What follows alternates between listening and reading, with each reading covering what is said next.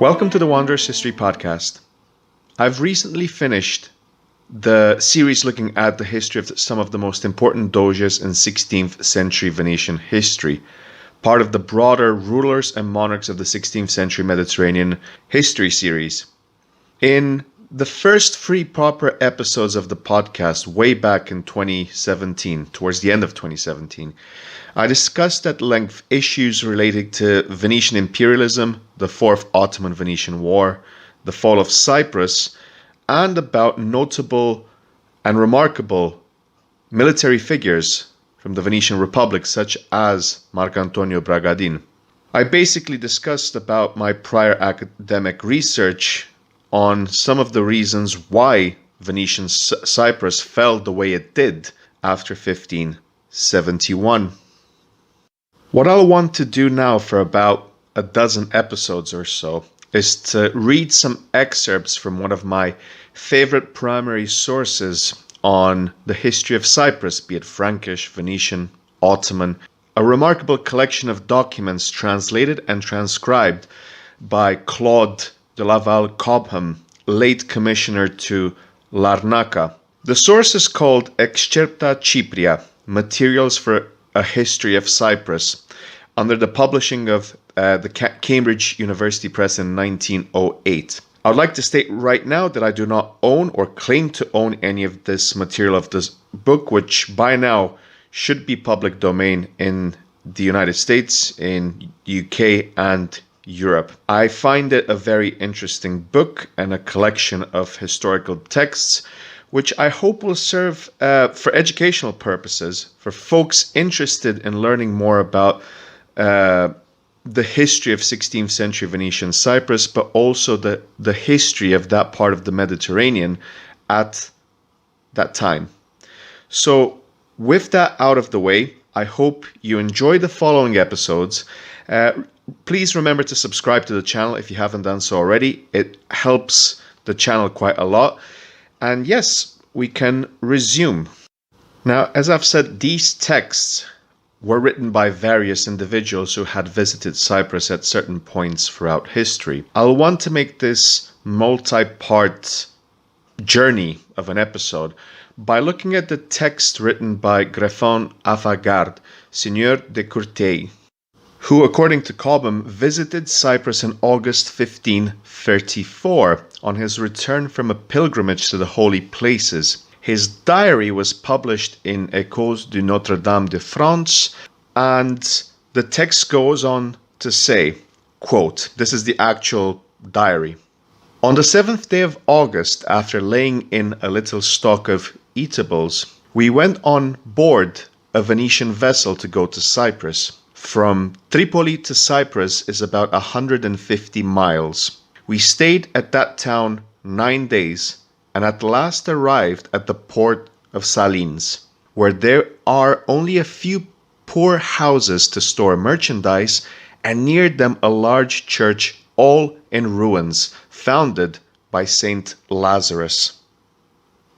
The island of Cyprus is under the lordship of the Venetians, although the common people are Greek Christians. On this account, in each town there are two kinds of churches, for service in Greek and in Latin, and also two bishops, one for the Latins and one for the Greeks. There is another port called Famagusta, which is almost impregnable, where dwelt the father of Madame Catherine, and there she was first imprisoned, and her prison is still shown. Leaving Salines, we come to Nicosia, the capital of Cyprus, where there are two monasteries of St. Francis. One is outside the city, called Saint Jehan du Montfort, in which reposes the body of a venerable pilgrim who in life was Count of Montfort near Paris, through which our Lord works in this place many miracles. And in the principal church, called Saint Sophia, is one of the hydriae, which I want to mention, that is like a Greek vase container, in which our Lord turned the water into wine. Leaving Nicosia, we went on to the mountain of the Holy Cross, on the summit whereof is a convent of Greek monks. Here's the cross of the good thief, and we saw as far as the pier of Mines, where our vessel lay. And from Mineson we journeyed along the seashore to the port of Basfe, for our ship was going there to load sugar and cotton. At this port, as is told in the 13th chapter of the Acts of the Apostles, St. Paul converted Sergius Paulus, and you still see a prison in which he was sometime confined. On it had been built in old days a very fine convent of St. Francis. But on account of the unhealthiness of the place, the monks have abandoned it, for the air is so poisonous and tainted that no one can live there but a native of the country. Here too is shown the cave of the 7 sleepers, in which is a fair fountain. We waited in this place about 18 days until our vessel was loaded, to our great loss and sorrow. For the first day we went on board, we all fell ill from the tainted and poisonous air, and the fruits and other unwholesome things we had eaten there. End of quote. At the end of this text, the editor adds a little note saying that 6 of the pilgrims on that journey died between Paphos and Parenza. It's an interesting short text showing a few of the general issues that Venetian Cyprus was confronted with. We see the clear distinction between the majority of the people who were Greek Orthodox and a large part of the Venetian nobility in charge after 1489 who were Catholic, they were Venetians, they were Latin, and also a lot of them resided in Famagusta, along with some in Nicosia as well. It's an interesting short text. It has a lot of religious connotations. The writing and the names are a bit strange because Nicosia, for example, is spelled Nycosia, and there are like a few other names in there which I think might have more of an archaic pronunciation, a Latinized one, but I think the reader can get a general sense of what things might have been like in 1534. In August as well in the Mediterranean, it tends to be quite warm, and bear in mind this is the early 16th century. We don't have the little ice age which would affect the Mediterranean and large parts of Europe in the next century, the 17th century. In today's episode, we talk about the account of John Locke, not the 17th century English philosopher. We're talking about a navigator and someone who wanted to visit the Holy Lands in 1553 and did it via visiting Cyprus. This is an account transcribed by Cobham in Excerpta Cypria, and he took it from the Principal Navigations, Voyages, Traffics and Discoveries of the English Nation between 1589 and 1600, written by Richard Hakluyt. As I've mentioned before in the previous episode as well, I do not own any of this material. It's public domain, and for educational purposes I find it very interesting to tie in with what I've done before on the history of Venetian Cyprus and the Eastern Mediterranean. Before we continue, I'd like to remind you to subscribe to the channel if you haven't done so already. It really does help the channel a lot. Now, let us resume and go back to our journey into the 16th century Eastern Mediterranean in Venetian Cyprus. The account starts and goes on to say, quote, I, John Locke, accompanied with Meister Anthony Rastwald, with divers others, Hollanders, Zeelanders, Almains, and French pilgrims, entered the good ship called Fila Cavena of Venice, the 60th of July, 1553, and the 17th in the morning we weighed our anchor and sailed towards the coast of Istria, to the port of Ruino, and the said day there came aboard of our ship the Perseuna of the ship named Famisart, for to receive the rest of all the pilgrims' money, which was in all after the rate of 55 crowns for every man for that voyage, after the rate of 5 shillings sterling to the crown. This done, he returned to Venice. The 24 we were past Ragusa 14 miles, and there we met with 2 Venetian ships which came from Cyprus. We thought they would have spoken. The 11 in the morning we had sight of the island of Cyprus, and towards noon we were toward the cape called Ponta Malota, and about 4 of the clock we were as far as Baffo, and about sunset we passed Cavo Bianco, and towards 9 of the clock at night we doubled Cavo Delegate and anchored afore Limisso. But the wind blew so hard that we could not come near the town, neither durst any man go on land. The town is from Cavo Delegate 12 miles distant. The 12th of August in the morning we sent on land to Limisso. This town is ruinated and nothing in it worth writing, save only in the midst of the town there have been a fortress which is now decayed, and the walls part overthrown, which a Turkish rover with certain galleys did destroy about 10 or 12 years past.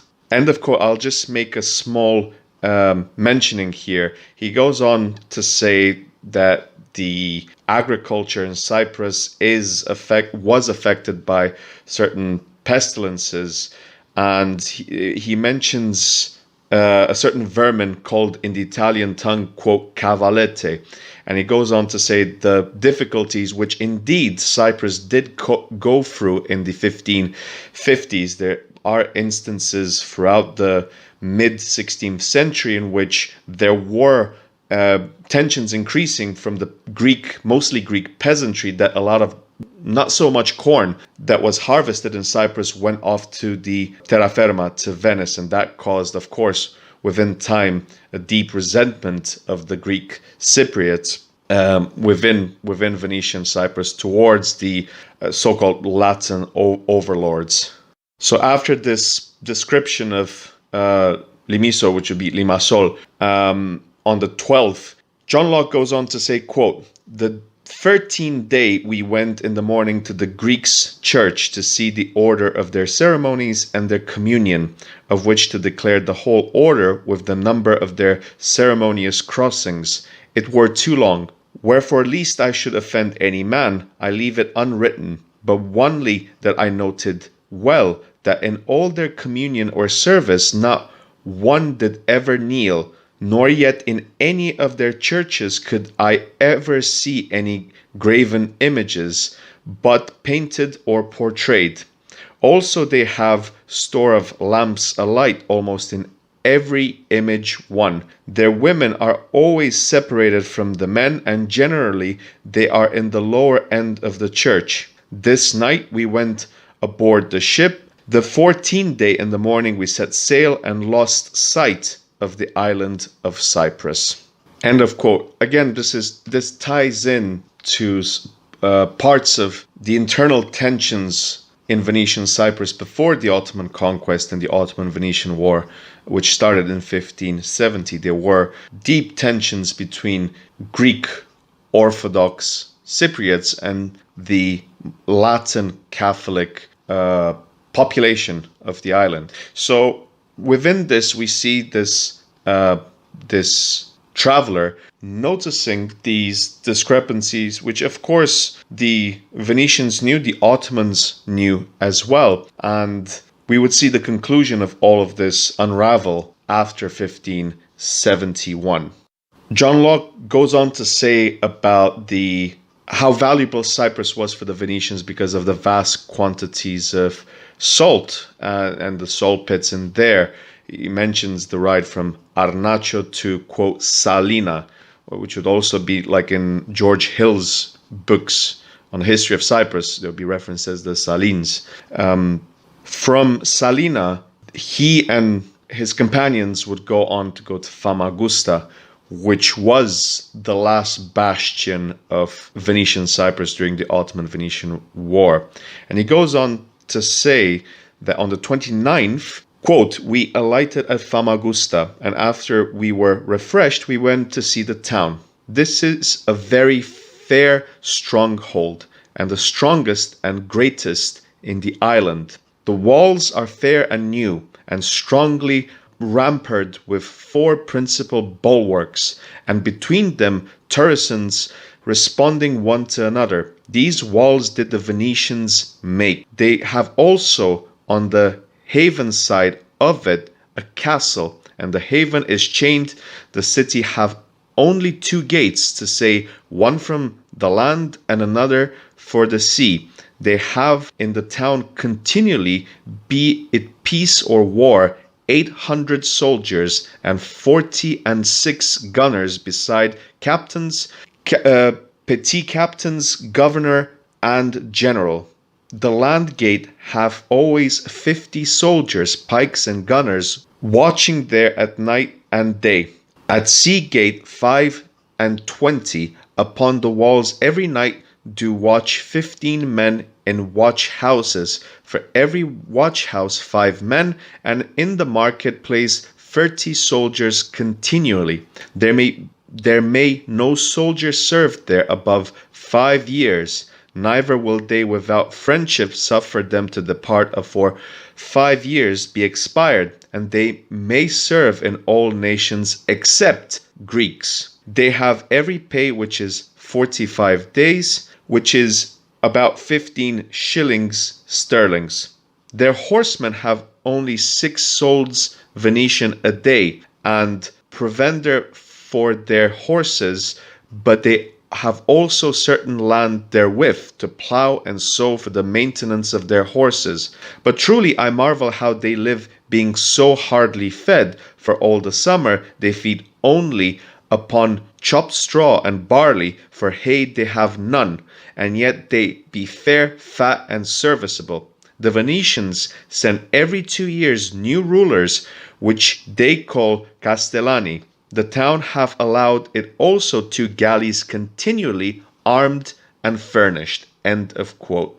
So here we have a description of what actually was accurate. The fortifications of Famagusta, apart from its strategic location being having only 1 gate accessible via land and 1 via sea, there was a reason why Famagusta fell last, apart from, having Marcantonio Bragadin there. So we have John Locke making some very accurate observations, and I would say quite detailed in terms of just how many soldiers were in each outpost and how many, even their pay, which is very interesting to see how a traveler could have gotten so much detail out of this. Was he maybe also a spy in the service of the English crown?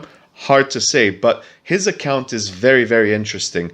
The only thing is that this is such old 16th century English that I hope everyone bears with me. It's quite tricky, and the writing itself is not very clear, being an old text. So yeah. After detailing what happened in Famagusta and his observations on the city of Famagusta, he goes on to say about certain shrines, religious elements. I want to get to his observations about Nicosia, which I've always talked about the contrast between Nicosia and Famagusta. So John Locke goes on to say that, quote, we writ to Nicosia, which is from Arnacho 7 Cyprus miles, which are 120 Italian miles. This is the ancientest city of the island and is walled about, but it is not strong, neither of walls nor situation. It is by report 3 Cyprus miles about. It is not thoroughly inhabited, but have many great gardens in it, and also very many date trees and plenty of pomegranates and other fruits. There dwell all the gentilites of the island. There have every cavalier or conte of the island and habitation. There is in this city 1 fountain rented by Saint Mark, which is bound every 8 days once to water all the gardens in the town, and the keeper of this fountain have for every tree a Byzantine, which is 12 solds Venice and 6 pence sterling. He that hath that to farm with a fair and profitable garden, there though belonging, payeth every year to St. Mark 1,500 crowns. The streets of the city are not paved, which maketh it with the quantity of the gardens to seem but a rural habitation. There are many fair buildings in the city. There are also monasteries both of Frank and Greeks. The cathedral church is called Santa Sofia, in the which there is an old tomb of jaspis stone, all of one piece, made in form of a carriage coffer 12 spans high, which they say was found underground. It is as fair a stone as ever I have seen. End of quote. This is also, although he doesn't go on with the same level of detail, describing Nicosia as he did with Famagusta, you do notice a few key words in this description. Not a lot of paved roads, a lot of gardens. Rural, that is a very important word used by him. And also he makes an observation about the walls of Nicosia, which were nowhere near as well maintained as the ones in Famagusta. And of course, one of the main reasons why Nicosia falls is that the fortifications weren't adequate, and the soldiery, the amount of soldiers and the garrison was not well equipped enough, on top of the fact that he does mention as well, unlike Famagusta, Nicosia had a substantially larger Greek Orthodox population, which with time started to resent some elements of the Venetian ruling class.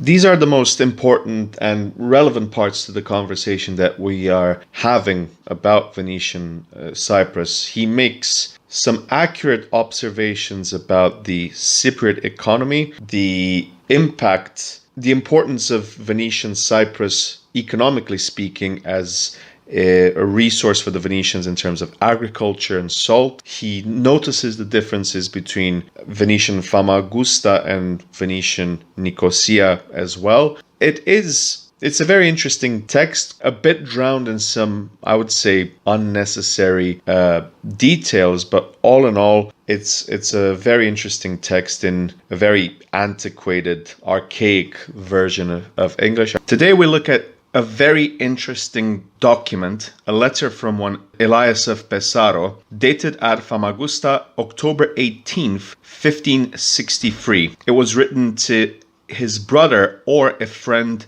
in Italy. The writer was proposing to emigrate with his wife and family to the Holy Lands, but news of a plague in Syria made them remain in Cyprus for the time being. It's a very interesting document full with information about Famagusta, Nicosia, but most other villages and settlements in Venetian Cyprus. But it also shows a lot of elements relating to the socio-economic, to religious aspects and elements as well. And all in all, it's a fascinating bit of information which was picked up by Cobham and put in his Excerpta Cypria. Before we continue, I'd like to remind you to please hit that subscribe button. It really does help the channel a lot. So thank you for that, and let us continue.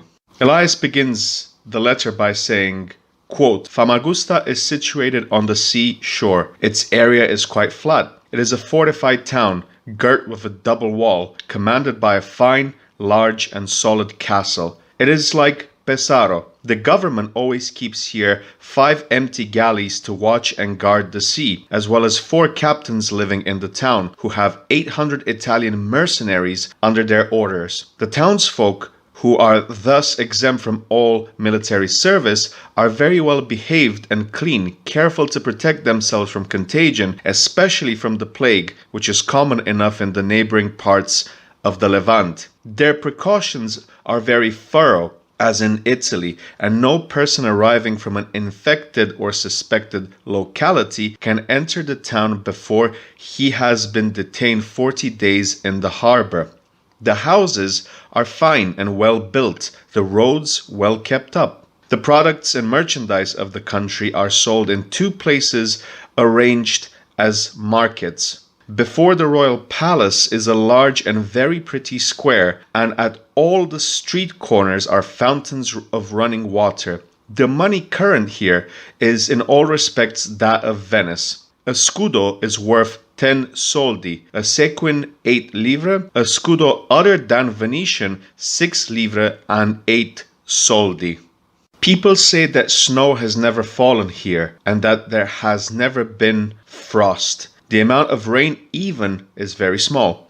On the other hand, the heat is much greater here than in all the Turkish provinces. In summer, no one leaves his house except for an hour in the morning and an hour in the evening, and the summer lasts 8 months. To go from one place to another, one travels on horseback by night. Such is the custom of persons who wish to preserve their health. For the transport of goods and money, they use great carts drawn by oxen. But the carts are not like ours. No more are the oxen, which are spotted and of many colors. One would think that the patriarch Jacob had fed his herds here. One finds plenty of animals to ride, horses and donkeys. You hire a good horse for 4 livres a day. Forage is cheap.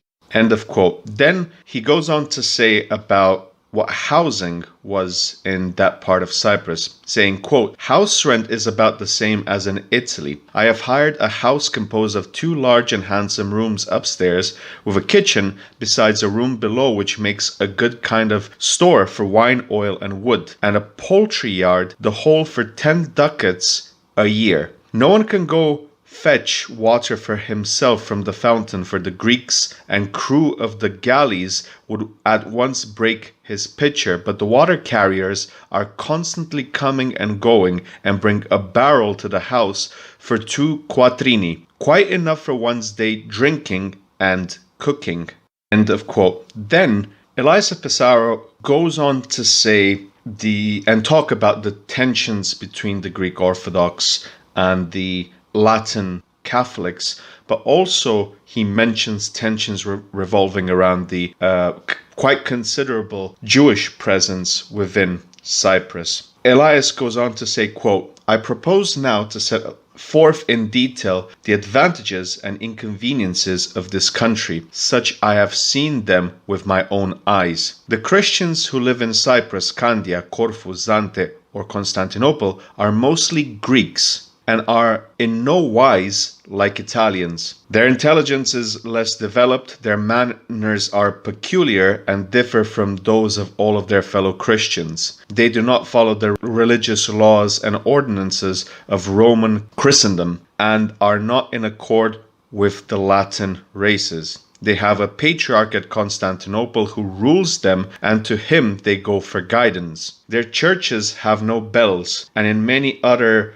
of their customs they differ from the Italians. For instance, on feast days some shops remain open, some are closed. Some keep the feast, others work. The Greeks eat meat on the other days of the week as well as Sunday. They keep a Lent 3 times a year, abstaining from all animal products, even from fish and eggs. Their popes marry once, but if that wife dies, they do not take a second. End of quote for now. Then he tends to go on a rant, and you can clearly see a bias from Elias of Pesaro, an Italian who clearly has no time and basically just slanders all Greek Orthodox people purely on the basis of A, religion, and then B, wealth accumulation. Then he goes on to say about tensions between the Jewish community and the Greek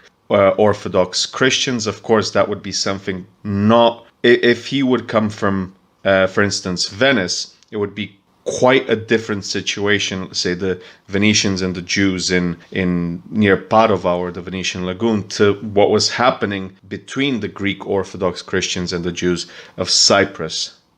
Elias of Pesaro moves on and starts to talk about the valuable merchandise that Cyprus was able to provide. He goes on to say, quote, the salt here is wonderfully fine, and you can get a measure of 2 pounds for 5 Venetian quattrini. I have never seen so good bread as that of Famagusta, but it is dear. Wheat sells by the Bolognese basket 4 livres 4 soldi Bolognese. The olive oil is very bad. One cannot use it in cooking, and in lamps it gives off a detestable smell. The pound of 12 ounces cost 8 quattrini. Most people use oil of sesame for basting and cooking. It is good and costs 2 quattrini the ounce, but the smell is too strong to eat it raw. Olives are for eating, are as big here as walnuts, and are cheap at 15 quattrini for 10 pounds,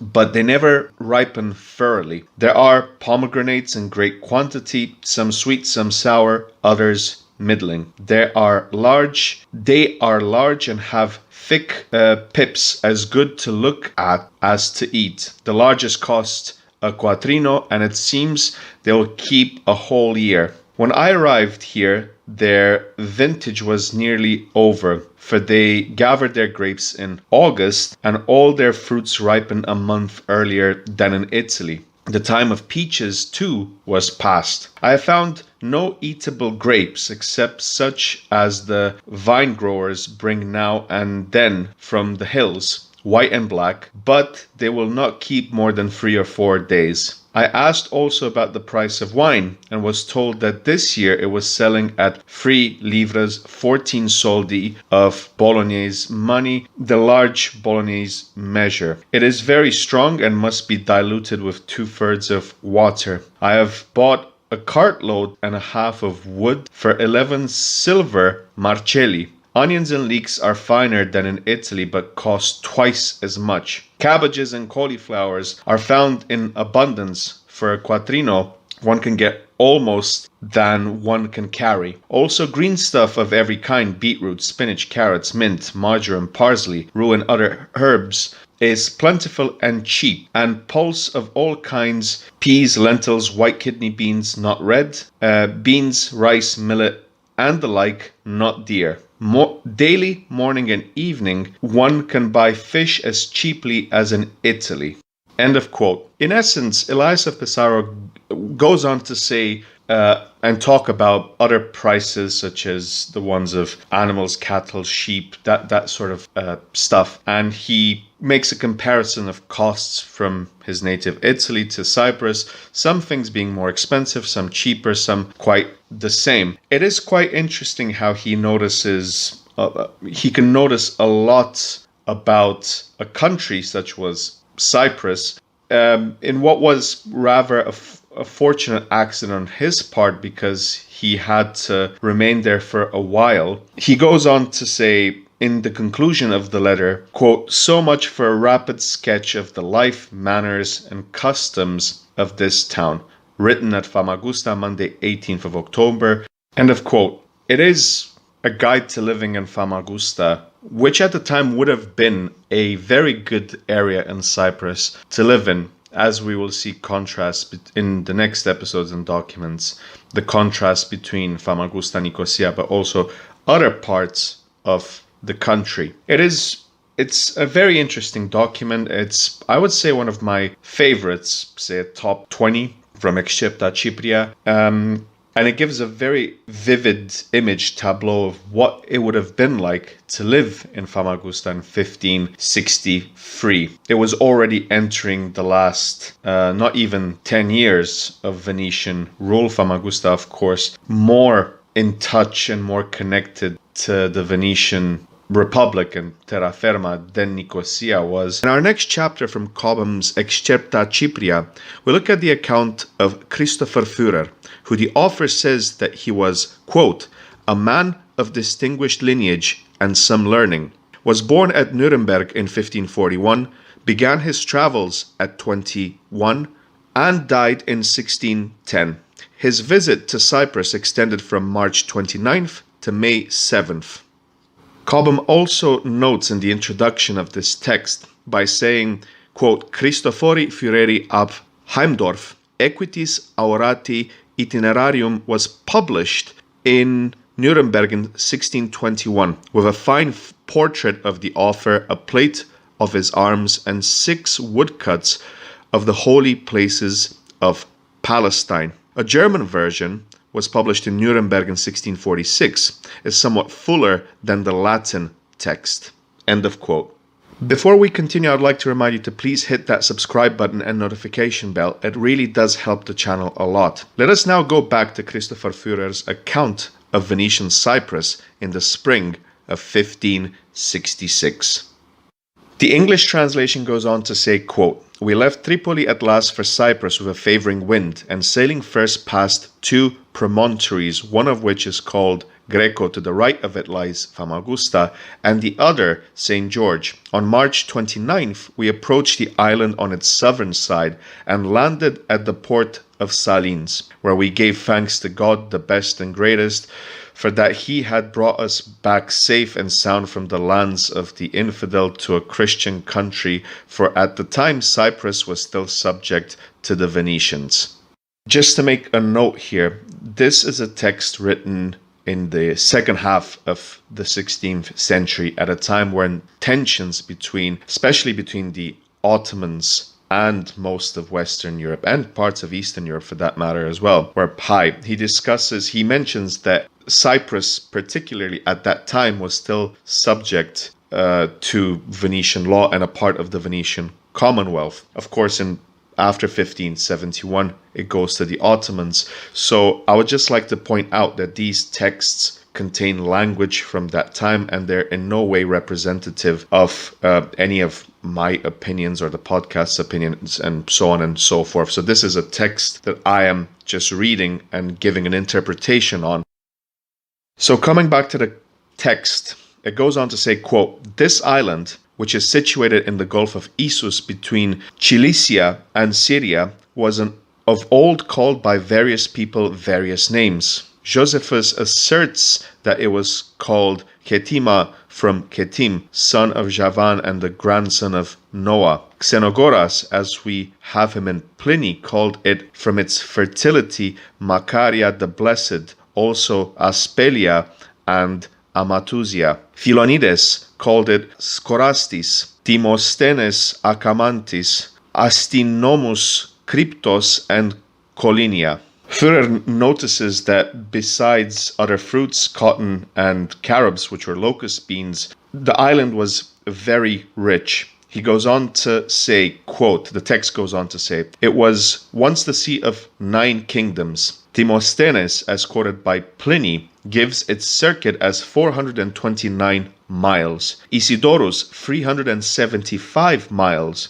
Bordone, 3,420 stadia, or 427.5 miles, and 200 miles in length. Of old, it was so given over to luxury that it was deemed sacred to Venus, who was there chiefly worshipped. To her the Cypriot maidens made offering of their virginity, whereof Justin writes, quote, "It was a custom among Cypriots to send their maidens before marriage on certain days to the seashore to seek their dowries, making gain of their virginity and giving it in its stead offerings to Venus." End of quote there. "We rested first in a village called Larnica, 2 miles from the port. At no great distance hence is seen the Mount of the Cross, on which they say is preserved the cross upon which hung the penitent thief.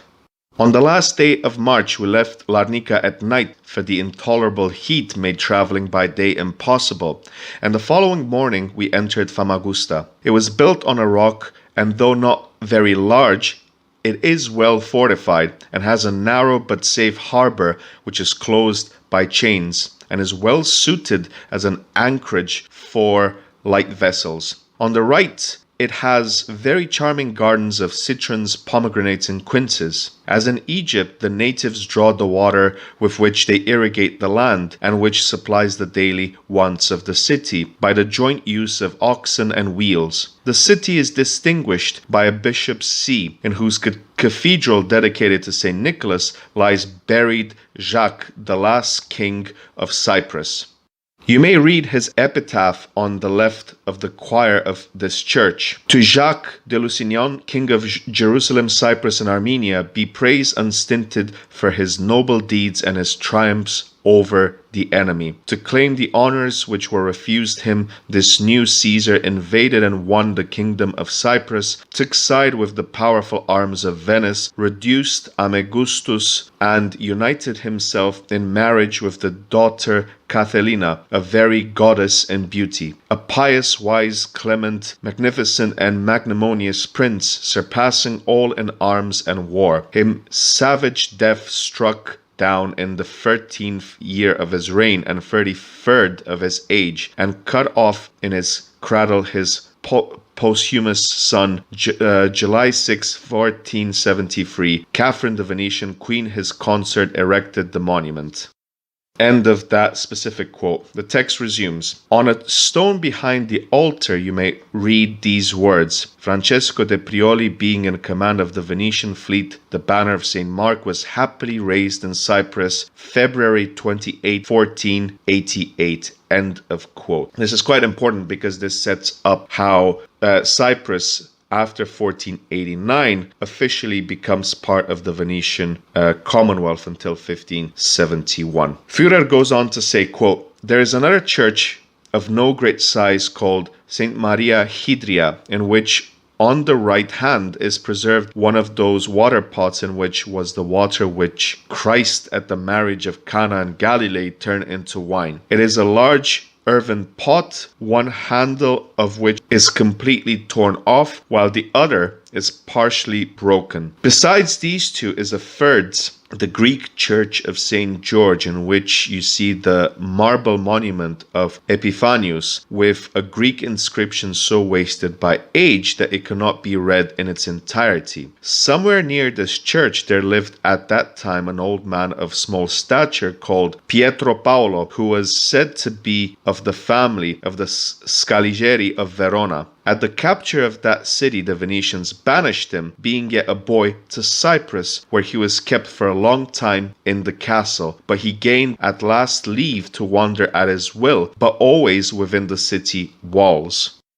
It had been forbidden him to marry, but by a concubine he begat a son and two daughters, whom he married to two Belgians. One was a doctor of medicine, the other instructed boys in the liberal arts. Both of these throughout our stay in Famagusta did us many kind offices. The annual income of the bishop of the city is reckoned at 3,000 golden ducats. Not far from the city is the site of old Famagusta or Salamin, in which Paul and Barnabas preached the gospel of Jesus Christ. Some of its ruins can still be seen, as well as a church with the subterranean prison of St. Catherine, which seems to be cut out of the rock. Justin writes thus of Salamis, quote, "The Galicians assert that after the close of the Trojan War, Teucer, whom his brother Ajax's death had alienated from his father Telamon, when he was not received in Salamis, retired to Cyprus, and there founded a city bearing the name of his old home." End of quote. On April 8th, we left Famagusta and crossing the very great plain which lies in the middle of the island, bounded by a long string of villages and mountains, we arrived in one day's journey at Nicosia. This is a city of some size and beauty, where lives an archbishop whose annual income reaches, so report goes, the sum of 12,000 golden ducats, and most of the nobles of the island. One can make the circuit of the city in an hour and a quarter. In a monastery of the Franciscans, the body of Saint Francis, a Burgundian knight, is shown in a wooden bier. There is another monastery of the same order, in which most of the kings of Cyprus are buried, and right royal are their sepulchres. From the time of the kings of Cyprus, many French nobles live here, who still preserve the French costume and enjoy many immunities and privileges. They keep their vassals, who are called barici, in the state of slaves. Some of them are born serfs, some are born free and sold later for certain duties only. A free woman who marries a slave bears slave children. In the Roman law it is different, for the offspring of a free mother and a servile father is born free. A slave cannot marry the female slave of another master, but the nobles themselves pair off their own serfs, unless, and this is a rare case, a master allows a union with another serf, when the children belong to the master of the female slave, that the offspring may follow the womb that bare it. The nobles are greatly given to amusements, especially hunting and hawking, and at certain seasons of the year, at Carnival especially, they hold solemn games and banquets with great cost and splendor. In their rules of succession, the eldest brother takes the title and property to the exclusion of his juniors. Nowadays, they mostly marry the daughters of Venetians. At the time we reached the city, the inhabitants were making a great commotion and storming the house of some official because they had discovered that the greatest part of the corn in which the country abounds was being sent out of the island, so that bread was lacking for their daily food. At last, some of the chief nobles came and with soothing words and promises appeased the rioters. In the cathedral church, a certain Venetian lies buried called Carlo Capello. He was remarkable for his knowledge of 3 languages and other attainments, and he came of one of the first families and was a man whose wonderful grace of manner made him generally popular. The Venetians set him to rule, as their custom is, for a term of 2 years the island of Crete, then for 3 years that of Cyprus. During his lifetime, he ordered this epitaph to be inscribed on his tomb. I, Carlo Capello, Knight of the Republic of Venice and Viceroy of Cyprus, bade this shrine be erected for my body, but that my soul shall fly to God I have desired and believed. Hail, ye chosen of God, and win for me by your prayers his boundless mercy.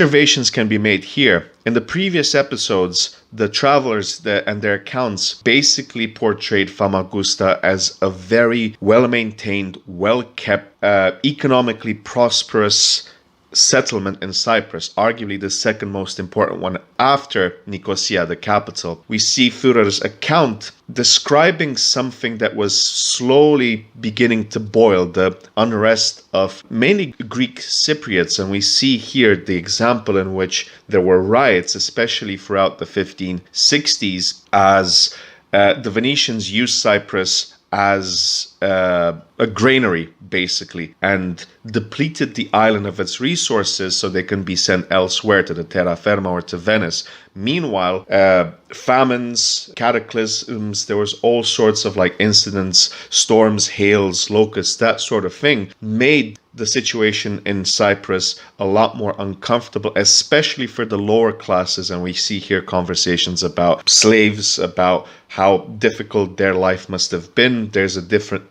clear distinction in wealth and status between the Latins and the Greeks, and Führer gives a very good description of Cyprus. In the concluding paragraphs of this text, he goes on to say, quote, "On April 16th, we left Nicosia, and the next day we reached Limisso, a considerable village with a sea, the income of which is 3,000 ducats, and a castle of which the ruins are visible. On April 25th, 2 hours after sunset, we left the shore of Cyprus in a Venetian vessel, which was reckoned one of the chief and largest of its times, with more than 200 persons in our company. And about noon next day we reached the city of Paphos, where Paul and Barnabas exposed in a marvelous way the fraud and malice of one Elimas, and won the proconsul Sergius to Christ. This city also has a bishopric with an estimated revenue of 3,000 ducats. On May 7th, we left Paphos, and 4 days later got into the Attilic Gulf." End of quote, and end of this text. All in all, a very interesting one. 1566, of course, was less than 5 years before the outbreak of the Fourth Ottoman-Venetian War. We see differences between Nicosia and Famagusta. We notice that Cyprus itself, apart from these cities, was full of small villages, mostly with farmers and fishermen, and it portrays a very tense situation that this kingdom found itself in. A kingdom stuck in its old ways before the Venetian rule of the Lusignan kings, now with a Venetian rule that was getting complacent of the obvious tensions and quite dire economic situation of most of the population in Cyprus, which of course partially led to the discontent of a large part of the Cypriot population when the Ottomans decided to invade in 1570. All in all, I find this to be a remarkable text, and it offers quite an interesting tableau and a historical image of Cyprus in 1566. Today, we look at the account or personal narrative of one Fabriano Falchetti. Falchetti was taken prisoner at the fall of Nicosia in 1570. So here we are already talking about the nearing end of Venetian rule over Cyprus, when the Ottomans, at the orders of Sultan Selim II, had launched a full-scale invasion of the eastern Mediterranean island, wishing for an inaugural conquest as he became Sultan in 1566. This was against the wishes of Grand Vizier Mehmed Sokolu Pasha, who couldn't prevent this incursion from happening. One sought after by the other Pashas, namely Mehmed Piale, but also Joseph Nasi, Duke of Naxos. Nicosia was at the heart of the Cypriot kingdom, yet it lacked the proper fortifications and strategic advantages that Famagusta had. As a result, when the Ottomans took over, it was a massive blow for the Venetians, who had to hope Famagusta would hold on until relief could be sent. A colossally difficult task that was, as part of the Ottoman Navy was tasked to prevent that from happening. So let us read the account of what had happened at the taking of Nicosia in Cyprus, as told by Fabriano Falchetti. Quote, I, Fabriano Falchetti, of Saluderio, a village in the district of Rimini, who happened to be at Nicosia in the company of Captain Palazzo da Fano, can give an account of many things which happened before and after the loss of that city. And I begin and say truly to your Serene Highness, how on the 28th of June the Turkish fleet arrived at the Salines. By common report, there were 200 vessels, galleys, galiots, fuste, and other kinds, such as lighters, caramusalini, palancate, and the like, to the number of 200 more. And as soon as they arrived, they sent off 100 other ships to Caramania to bring other troops, and landed some of their men, and built a few forts, and remained quiet 19 days. It was said, on account of a difference between the two pashas, Piale wishing first to go to Famagusta and Mustafa to Nicosia. They resolved, however, at last to go to Nicosia, which they reached in 6 days. When they were within 4 miles, they fell in with 500 stradiots who were in ambush. These were the balance of the 800 in Famagusta, that is, there were 500 in Nicosia and 300 left in Famagusta. A great skirmish followed, and many were killed. 1 stradiot only fell, and Captain Cortese was made prisoner. We heard afterwards that they cut off his head. When they had pitched their camp about a mile from the city, 300 Italians made a sally and came to blows without any loss on our side. The enemy, posted behind a hill called Famagusta, began to build their forts, which were 5 in number, facing 5 of the city bastions. And while they were building them, many of their men were slain by our own artillery. When the forts were finished, they began to batter the city incessantly with their guns, and while still firing to make trenches, which ran from one bastion to another. Then they set to make other winding trenches, which sometimes came up to the walls of the city, and again another which girdled all 5 bastions, in which they posted many guns and musketeers, who fired continually and hindered us from approaching the walls, which were without parapets. Next, they brought up their works in serpentine fashion to our ditch, and there made 2 parapets, one on the right and the other on the left, and managed so that our artillery could not prevent them coming up to the angles of these bastions. And they did come up and cut off those angles. Meanwhile, our men made 2 sallies by night to find out what they were doing, not without loss on our side and theirs. On the Feast of the Virgin, August 15th, A sally was made to spike their guns, and a fierce skirmish ensued, in which many of the Turks were killed, and 40 of our men, among whom were Captain Giobattista da Fano, Count Alberto Scotto, and Captain Cesare da Treviso, lieutenant of the colonel. After this skirmish, no further sallies were made so as not to lose men. The Turks, meanwhile, set to joining the soil which they dug out of the bastions with other soil which they brought up in front of the ditch, and thus with fascines and earth they built up a road to the level of the bastions, while we could assail them only with fireworks and stones. Along this road, every day, some of them kept suddenly mounting up, and always killed some of our men. When they were now fully furnished with everything necessary for the attack, they ceased firing and came to a parley demanding the surrender of the city. Report was duly made to the commanders and to the governor Rinconi, and it was determined to give no ear to their proposals, but to treat them as enemies. A few days later, on the morning of Saturday, September 9th, as reveille was sounded, they were already on the walls, having climbed up quietly in the night along the roads they had made without being discovered by our soldiers, attacked us so suddenly that we could offer little resistance to their first charge. But our troops retired to a shelter constructed by Captain Palazzo, where they met the enemy gallantly. And there the Turks would have got no further into the city had it not been that while we were fighting, there burst on our flank a great band of the enemy, who were understood to have entered by another bastion. They killed very many of our men, among whom were the commander, his brother, and Captain Palazzo. No resistance was possible, and one fled, another there. I got safe with 25 of my company to the square of the Salines, where was gathered a large band of nobles.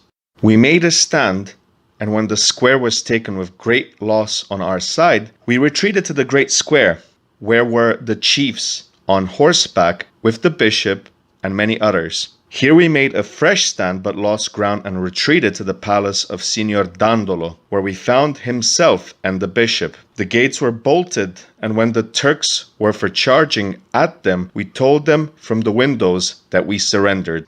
They would not consent, but the lieutenant, Signor Dandolo, set free a Turk whom he had taken prisoner, and sent him to tell the Pasha that we surrendered with all our forces, and bid him order his men not to kill us. The Pasha sent a note to the Janissary, who was to take us prisoners. They set to killing and hailing us away, and in their onslaught Signor Dandolo was killed, and the bishop made prisoner with many others.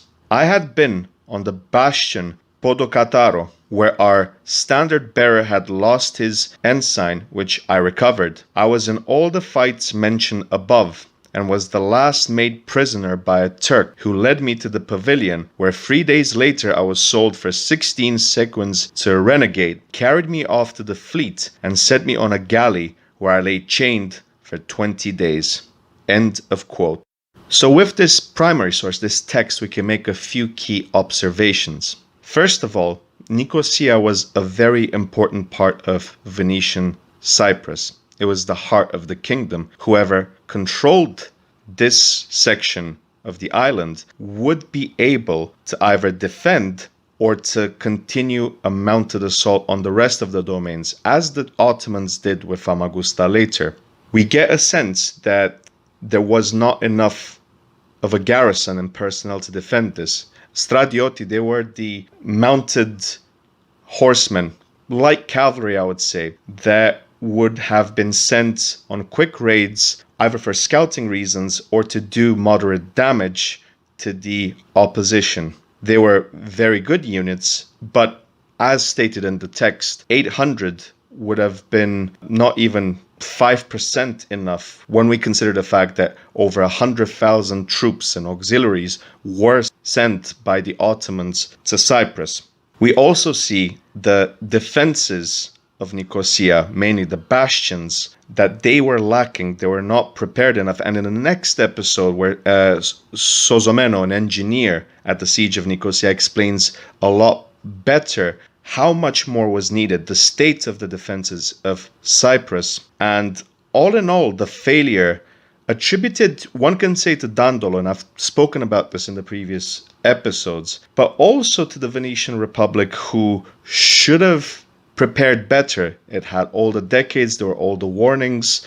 There was also the common knowledge that the Greek peasantry and lower classes were severely disgruntled, and there was severe unrest against the Venetian overlords and the Latin nobility.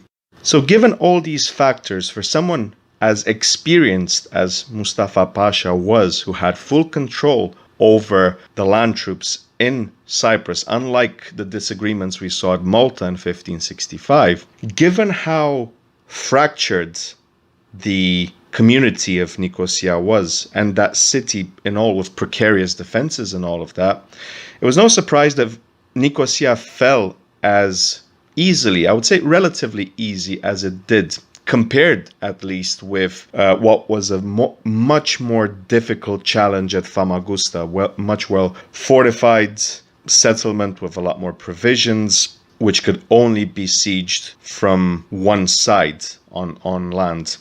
Thank you for listening to this episode, which I find it to be a very interesting account, one of the most interesting ones in the 16th century section of Extrepta Cypria, and the one coming up next, the one of Sozomeno, the engineer, who was an engineer during the siege of Nicosia. It's a bit more technical, but it also completes the picture of what exactly happened in 1570 at Nicosia.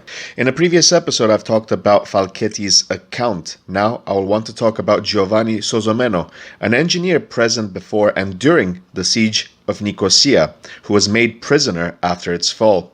The fall of Nicosia was a crucial event which nearly sealed the fate of Venetian Cyprus after 1570, which by that point was relying on Famagusta to hold up while hoping the Venetians and the Holy League would provide relief. Before we continue, I'd like to remind you to please hit that subscribe button if you haven't done so already. It really does help the channel a lot. Let us resume.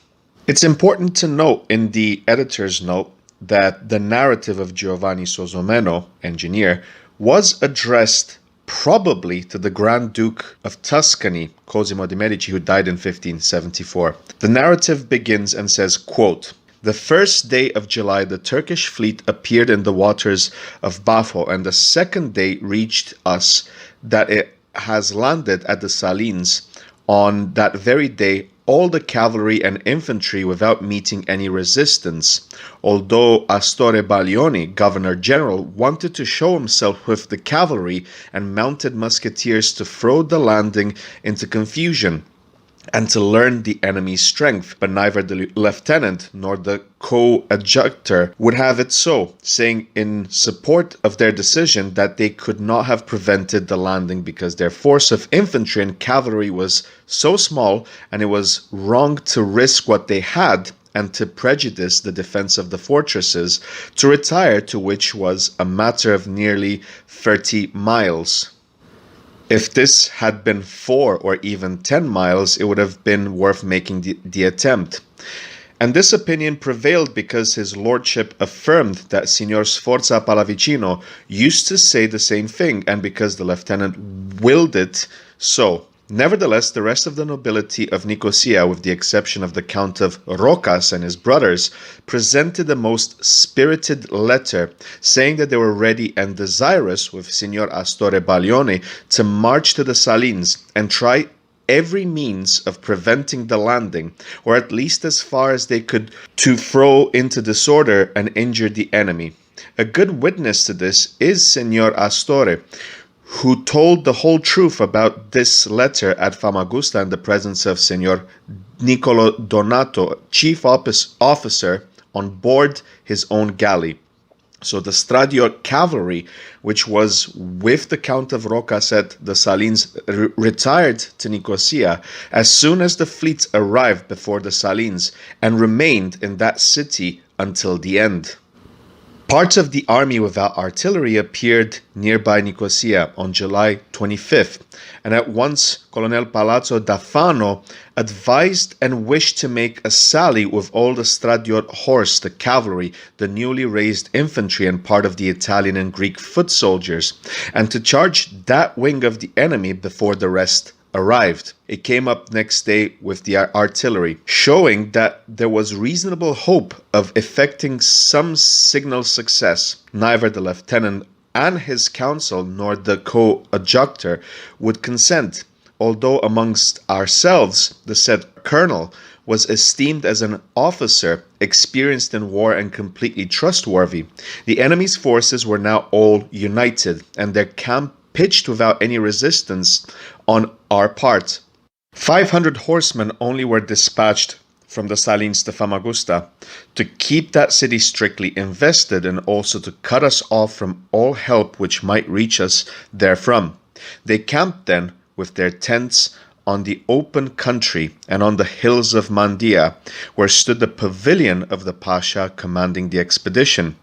They dug on the spot a well in which, contrary to the general opinion, they found an infinite supply of water. A great part of the army, and especially of the cavalry, was posted at San Clemente, where is the spring which supplies the citadel, and there were tents also in the villages Galangia and Acalasa, 5 Italian miles away, for the convenience of the infantry which was halted there. The first thing that the Turks did as soon as they were united and settled in camp was to come round Nicosia on horseback to provoke us to sally out and skirmish. But the coadjutor and the council would never allow us, or the nobles, who were most eager to do so too, and were even by speeches and spirited letters showing that they wanted to meet the enemy, to leave the city, except once only when Captain Cortese, a Stradiot, was taken and killed. When the Turks perceived that we did not intend to come out into the plain, they began to devote their time to the making of forts.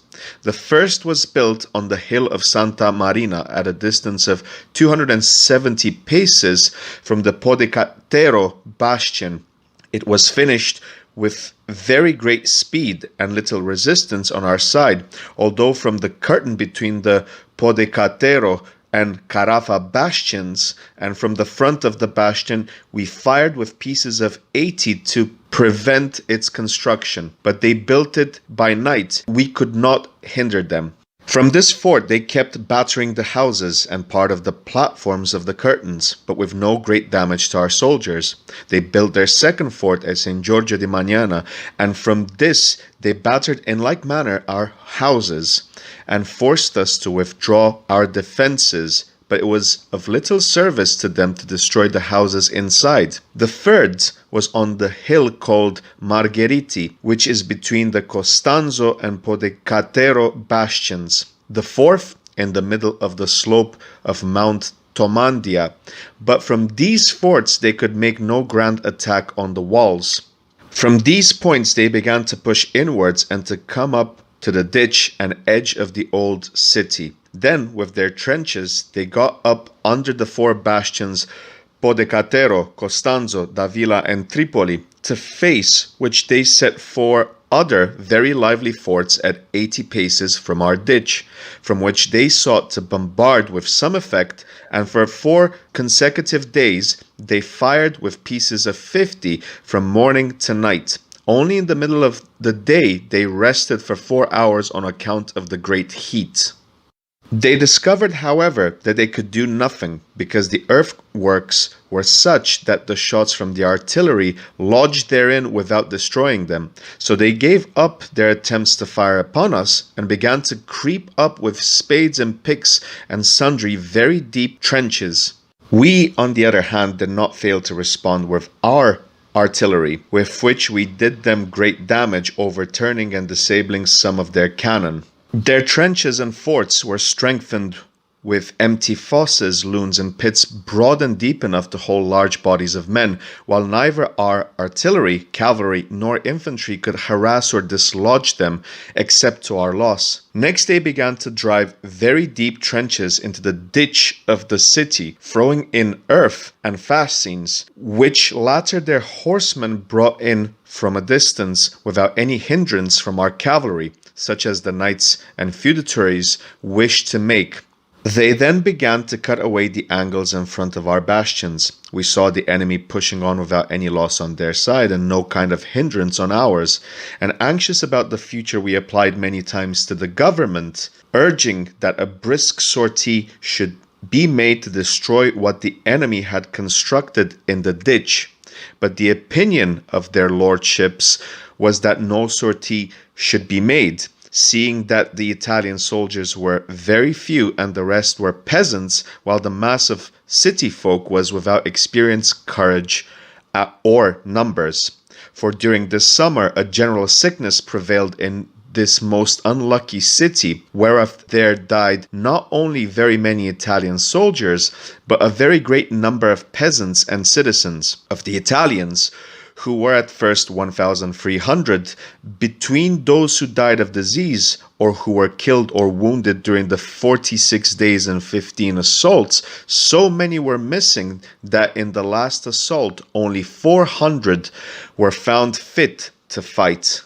For all these reasons, they were against leaving the city. Nevertheless, as danger pressed and men saw the ruin which hung over us, it was decided to make a spirited sortie with part of the peasants and citizens, the Italians, and all the cavalry and stradiots, while the feudatories and knights complained that they were wronged and insulted because they were not allowed to go out.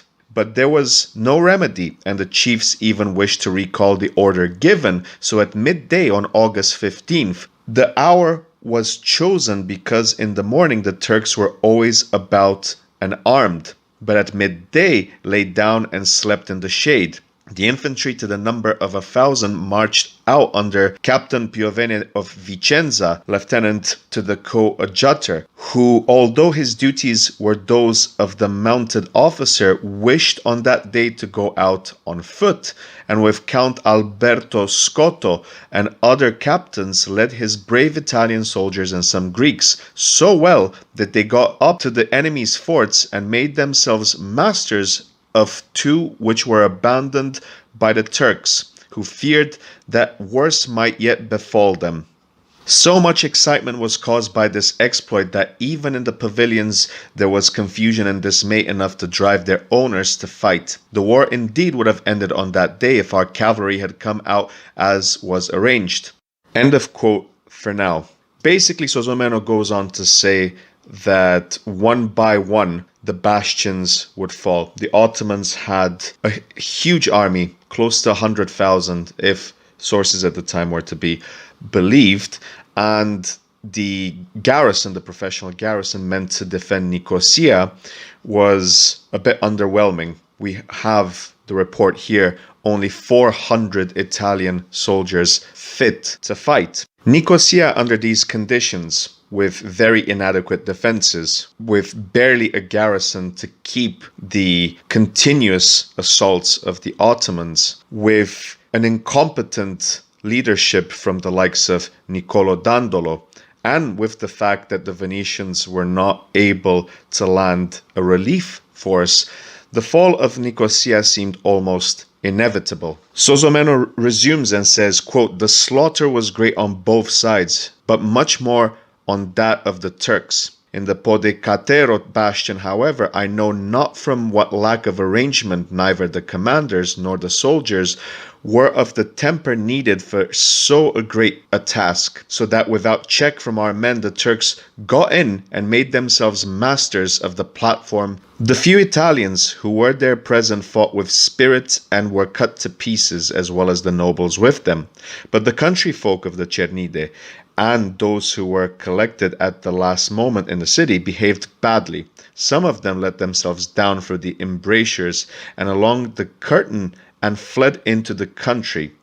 The other bastions were held until the Turks had forced an entrance into the city and closed in on their rear, pushing through the throat of the works. Then followed a pitiful spectacle. Our unhappy defenders were savagely slaughtered, caught between two fires, and knowing not whither to turn, where to seek safety. Yet just a few of them saved their lives by rushing among the enemy and escaping from the bastions into the city. These collected into the narrow lanes with a few of the citizens and held their own. Some country folk of the Cernide came up, but when they saw the crowd of Turks and the slaughter of our men, they turned round, nor could we by any means make them stand. They even turned their arms on those who wanted them to face the foe.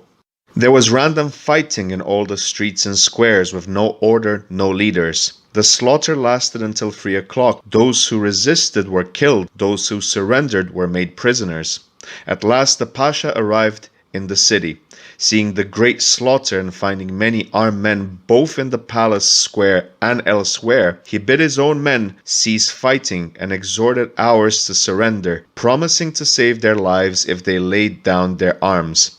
Many did so. The nobles who survived were some 25 or 30, with no great number of citizens. Such was the miserable end of the most unhappy city of Nicosia. If this capital and the remainder of the kingdom had had a good government and a larger number of soldiers, it might have held out for a longer time, as long in fact as it had victuals. Further, I am strongly of the opinion that if the strength of the kingdom had been fully known, not only could the landing of troops have been delayed, but if a landing had been made, so much injury could have been inflicted that the enemy would have readily changed their plans. Thus, if a choice could have been made of 6,000 to 7,000 horses, some of them fit for lancers lightly equipped, others for our best musketeers besides these, if we could have shown 25,000 Francomati on the hills near the Salines, in full sight of the troops of the fleet, given these last the idea that they could be attacked in open country anyhow, even allowing that we had neglected take the necessary measures to prevent the Turks landing at the Salines, I was of opinion that we could defend Nicosia and drive back the enemy with the cavalry which we had in the city. Sozomeno goes on to say, quote, as soon as Nicosia was taken, Ali Pasha returned at once with his men to the fleet, which sailed for the gardens of Famagusta. The army marched to besiege this city, and the ships remained there until news arrived that our fleet had reached Castel Ruso to engage the Turkish fleet in Cyprus. On hearing this, Piali and Ali landed at once and came to the tent of Mustafa Pasha, where they consulted as to what should be done. It was rumored that Piali was afraid of losing his ships, for he had heard that the junction of different squadrons had made our fleet extremely strong, and although they were well aware of the great losses, they knew thoroughly all of the movements of our ships, and were even aware of a dispute between Italians and Greeks at Canea, which made them fancy that we had taken recruits at Candia, especially archers, a force they esteem highly. They adopted, however, the advice of Mustafa, who insisted that the dignity and power of the Grand Signior would not allow them to refuse battle. They must go bravely on, and God was with them. Whereon they landed all the Christians and useless folk, and equipped their galleys with good artillery.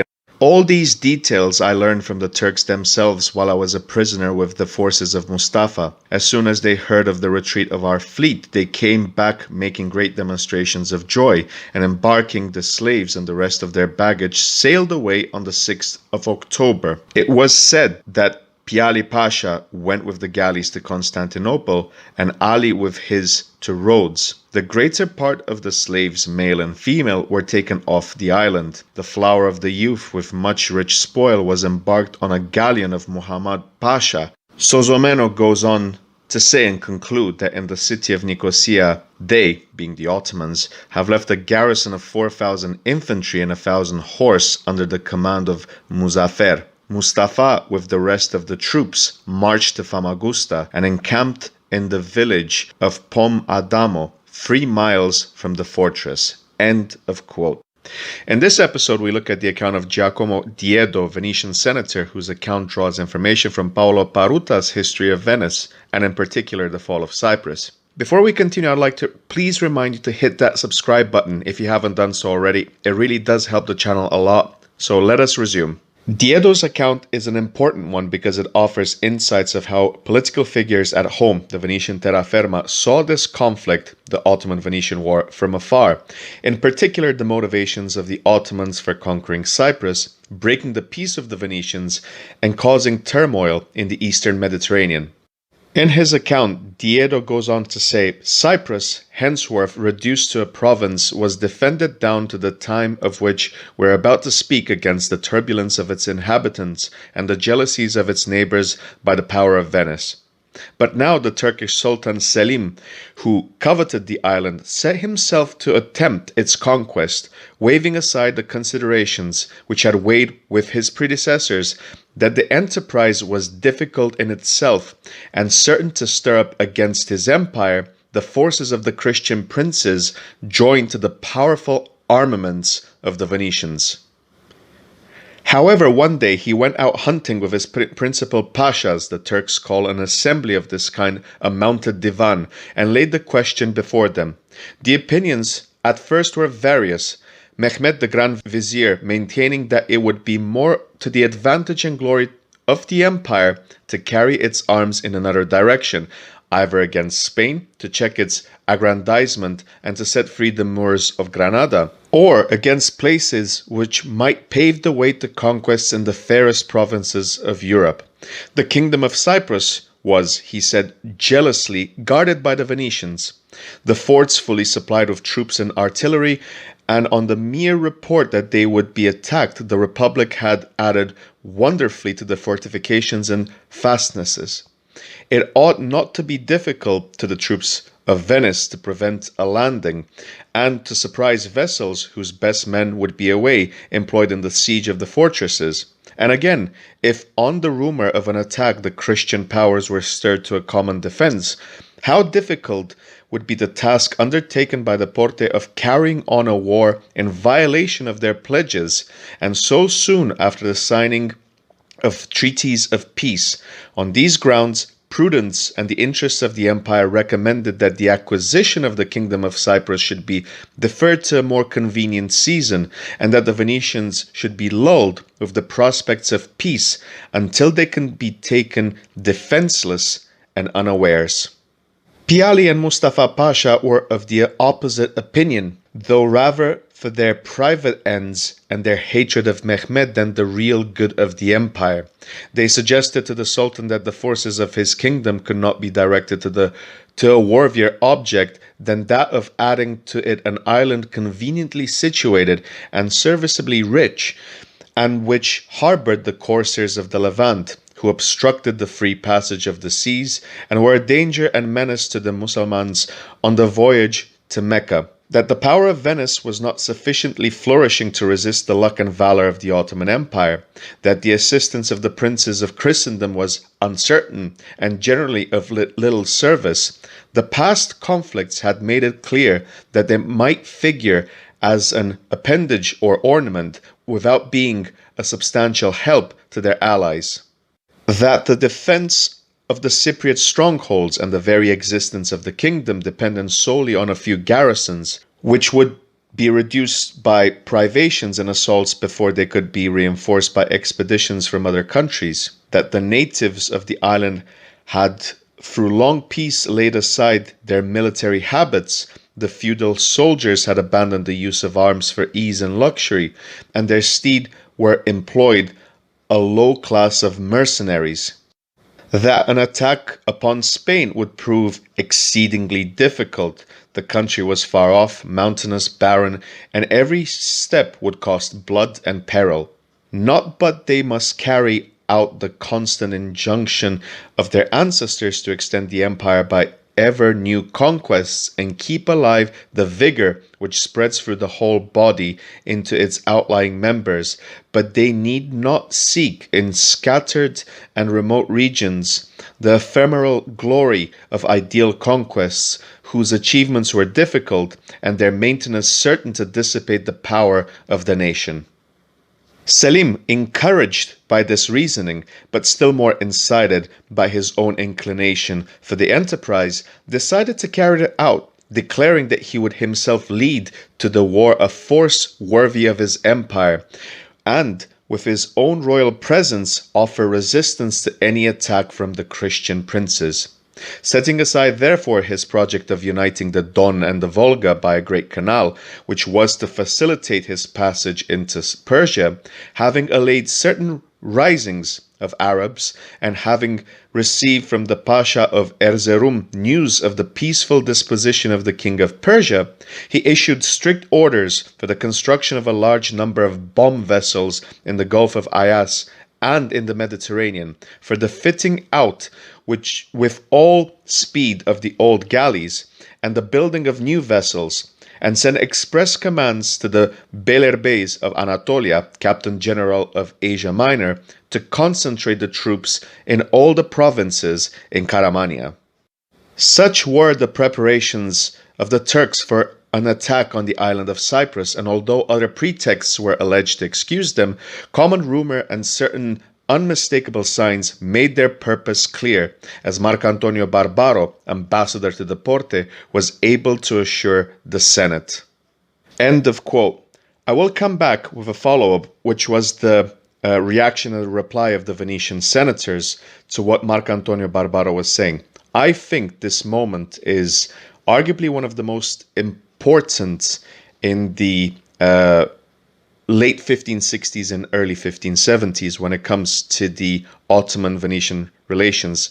The volatile, mercurial nature of Selim II, especially compared to his predecessor, to his father Suleiman the Magnificent, but also the various influences around it. And I've spoken at length about this, about Piali Pasha, Mustafa Pasha, Joseph Nasi, also referenced in many books as Mikas. The Mounted Divan, represents a quite important moment in what was the prelude to the Ottoman conquest of Cyprus, commencing in 1570. But also, it's important to notice that the Venetian government, the Doges, the Senate, it was the Council of Ten, they were complacent, and I've spoken at length about what had happened with the fortifications at Nicosia. You got that from the previous episodes, what happened ultimately at Famagusta. They couldn't hold on much longer. The Battle of Lepanto, the victory of the Christian forces, did not, in the long term, do anything for the Venetians, because Cyprus was ultimately lost. From where we left off, the text goes on to say, quote, "Such were the preparations of the Turks for an attack on the island of Cyprus, and although other pretexts were alleged to excuse them, common rumor and certain unmistakable signs made their purpose clear, as Marcantonio Barbaro, ambassador to the Porte, was able to assure the Senate." There were, however, not a few senators who flattered themselves that Selim would not, at the beginning of his reign, plunge into a difficult war, which might stir up the Christian princes to injure his empire.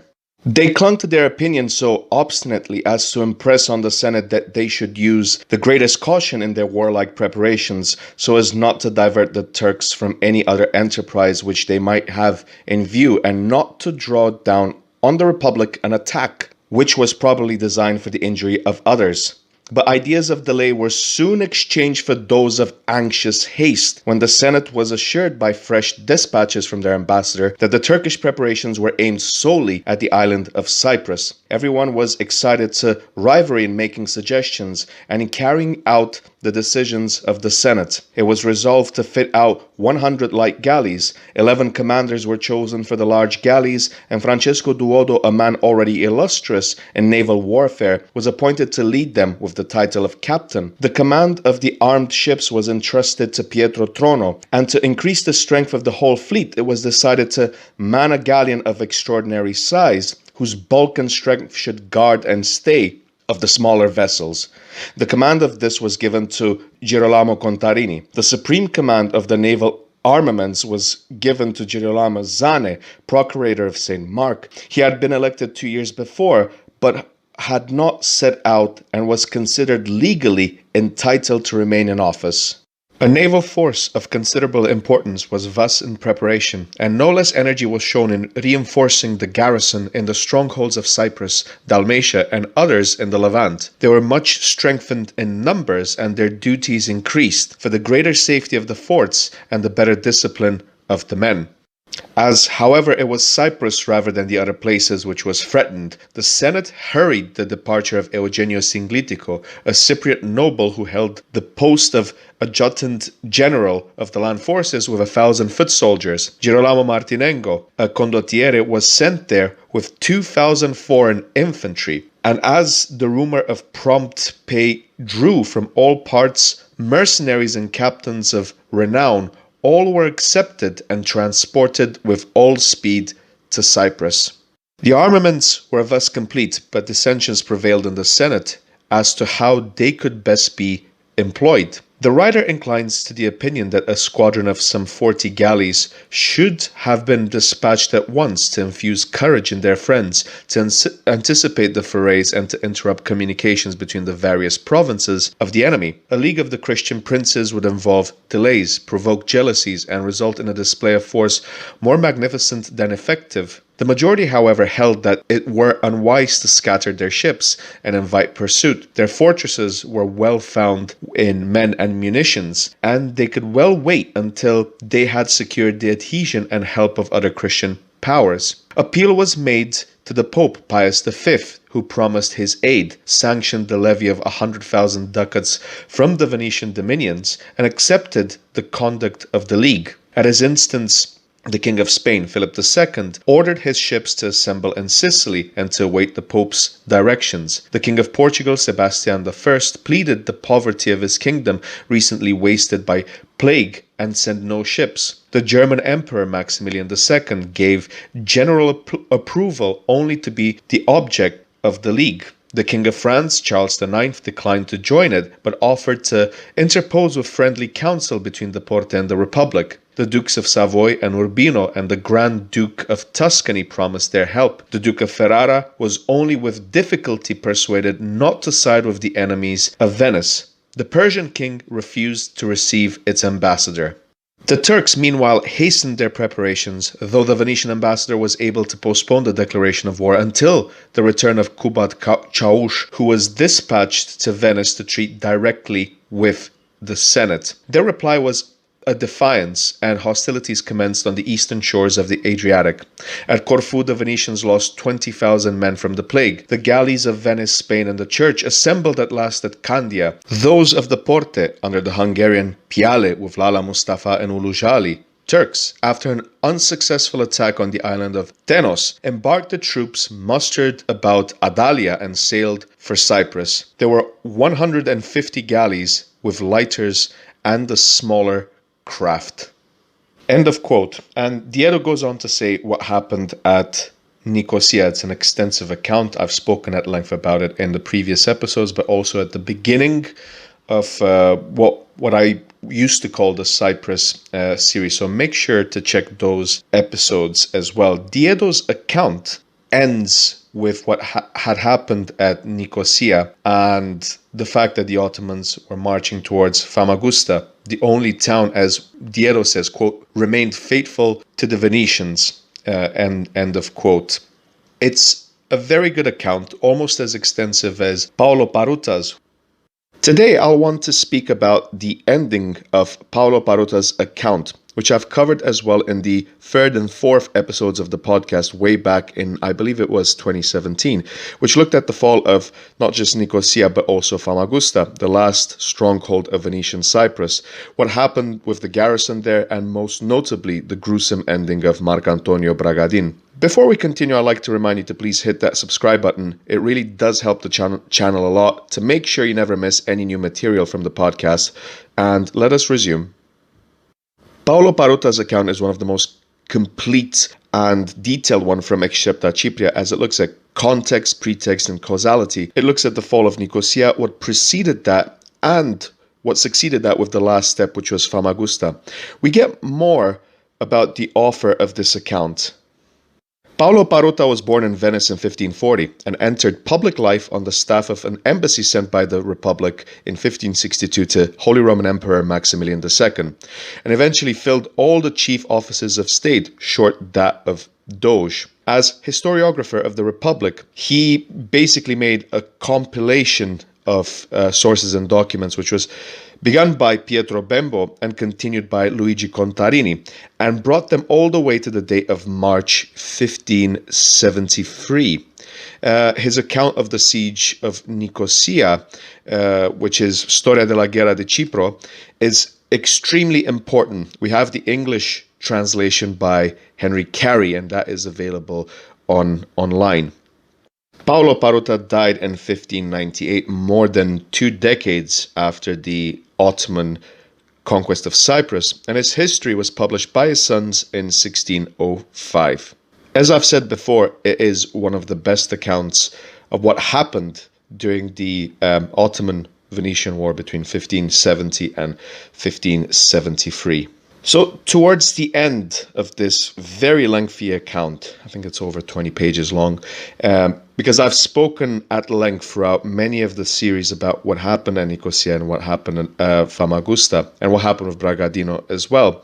I want this episode to kind of be sort of a sad aftermath of the extent of Venetian neglect of Cyprus, and also I want to look at a few accounts right immediately after the Ottoman conquest until the end of the 16th century to kind of compare and contrast to what was before and after what I would say is one of the most important events in the 16th century Mediterranean, certainly in the eastern part of the Mediterranean.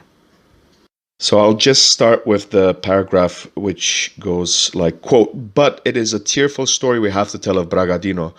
What forms of martyrdom these cruelest, vilest of men caused him to suffer. After insults and wild mockery, he was led into the square Famagusta and there bound to the stones of the pillory and flayed alive, while Mustafa stood to the end on a terrace of the palace to feast his eyes and bestial heart on the weird and cruel sight. Incredible was the courage which this bravest of heroes showed in all his terrible torments, a courage which ought to preserve and grace his memory throughout the ages. But the fury of Mustafa's anger was not yet exhausted, and he ordered that the skin should be filled with straw and set on a cow.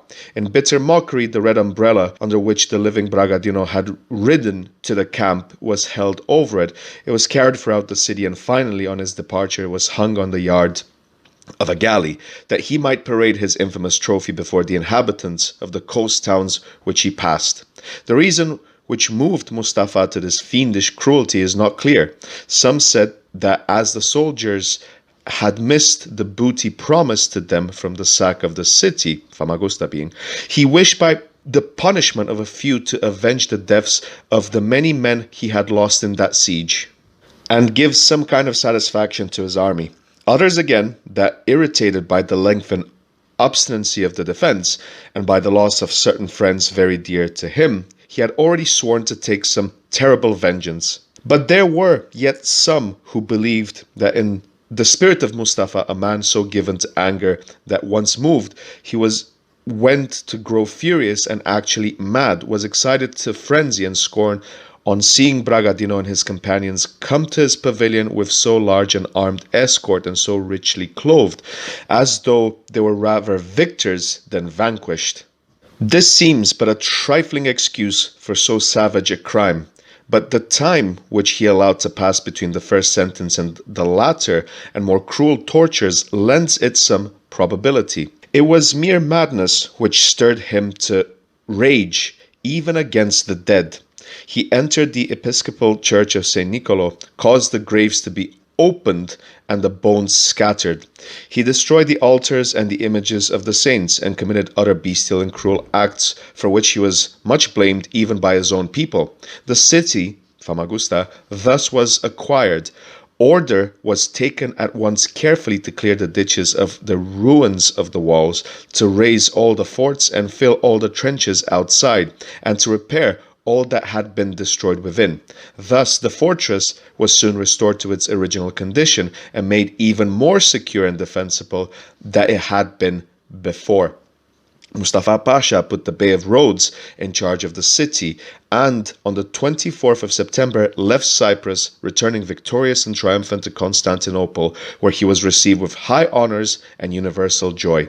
Yet the victory had cost the Turks dear, for they had lost, so report said, more than 50,000 men, and among them many commanders of high rank and their best warriors. End of quote.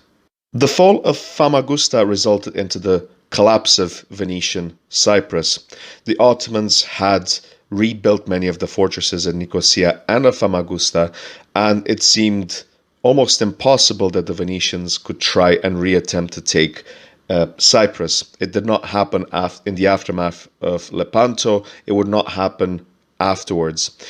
Even more so in the next century, we would see the War of Candia, the War of Venetian Crete, which would last many, many years. This was the conclusion of the Ottoman-Venetian War in Cyprus, one that would change the geopolitical landscape in the Eastern Mediterranean and the balance of power, of course, as well. In the next couple of episodes, as I've said before, I'd like to look at other accounts after this date of 1573, hopefully at the end of the 1500s and maybe at the beginning of the 1600s. For next few episodes, I'll want to look at a few accounts of individuals who went to Cyprus after 1573 in order to see how rapid the transition of power from Venetian to Ottoman control was in Cyprus, and to observe if and how the Eastern Mediterranean kingdom recovered after what had been a brutal and destructive war. If you are new to the channel, please make sure to subscribe and hit that notification bell. It really does help the channel a lot. Let us resume.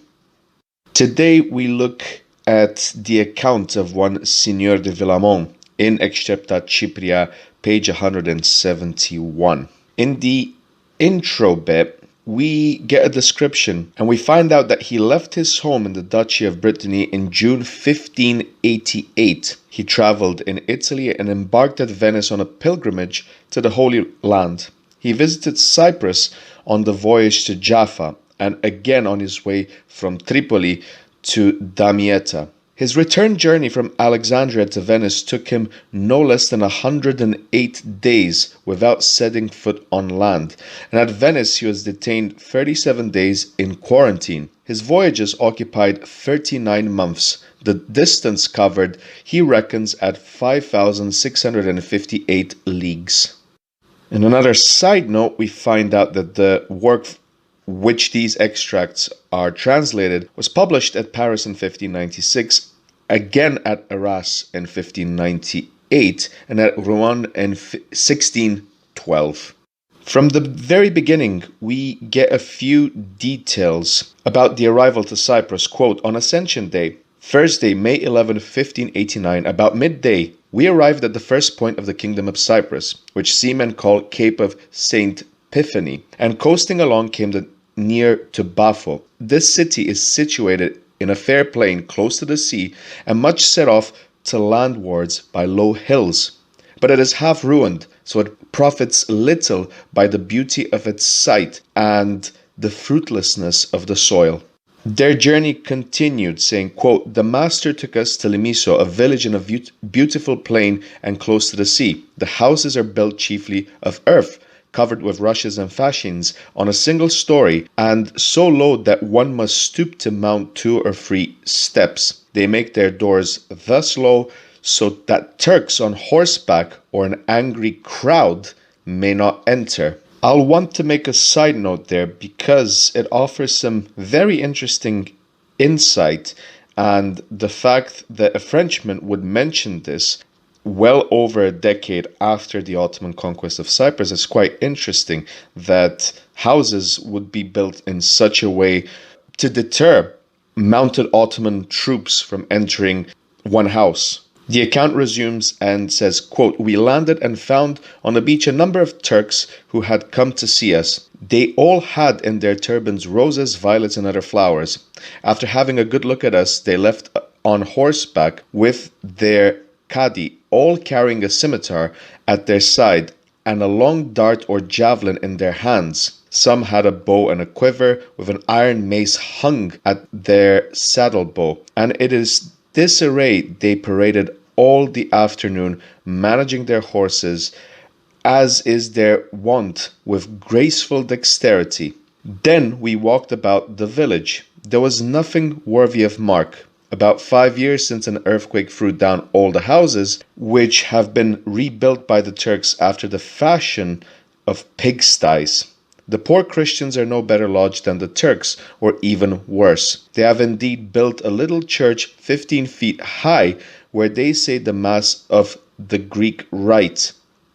I had dined with a Greek monk, a native of Cyprus, with whom I used often to talk on the ship. He spoke very good Italian and was well disposed towards me, and begged him to take me to see what was most remarkable in the island. He agreed to do so, and we hired each a donkey. The next morning early we landed, mounted our beasts, and started, attended by a janissary on horseback.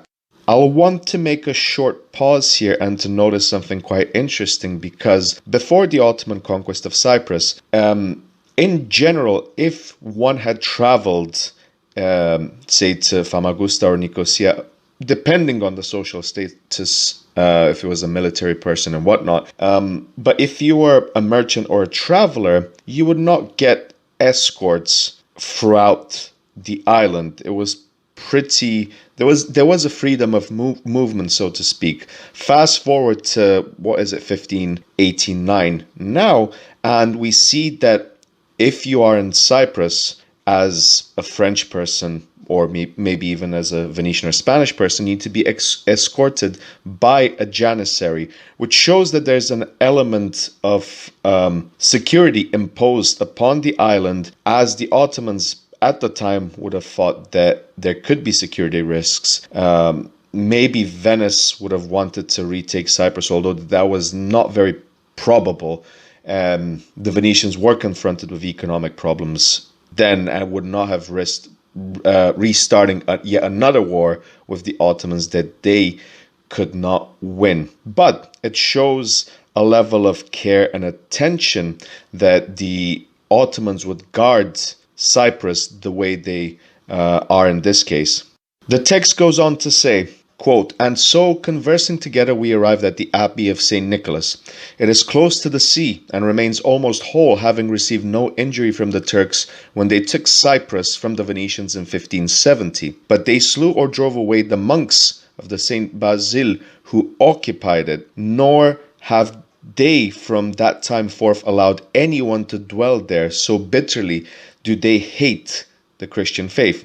My companion told me that the said monks kept a number of cats on purpose to catch the snakes, which are found all about the plain in greater numbers than in any other part of the island. Close to the abbey and the cape is a large fishery, round and nearly 2 leagues or 6 Italian miles in circuit. There is one little entrance by which the sea water and the fish enter. To take the fish, they shut this entrance and open it again to admit others. The Grand Signor gets 6,000 ducats yearly from the farmers, who are obliged by ancient usage to give to the abbey all the fish they catch on the day and night of St. Nicholas's feast, or they would not take a single fish all year through.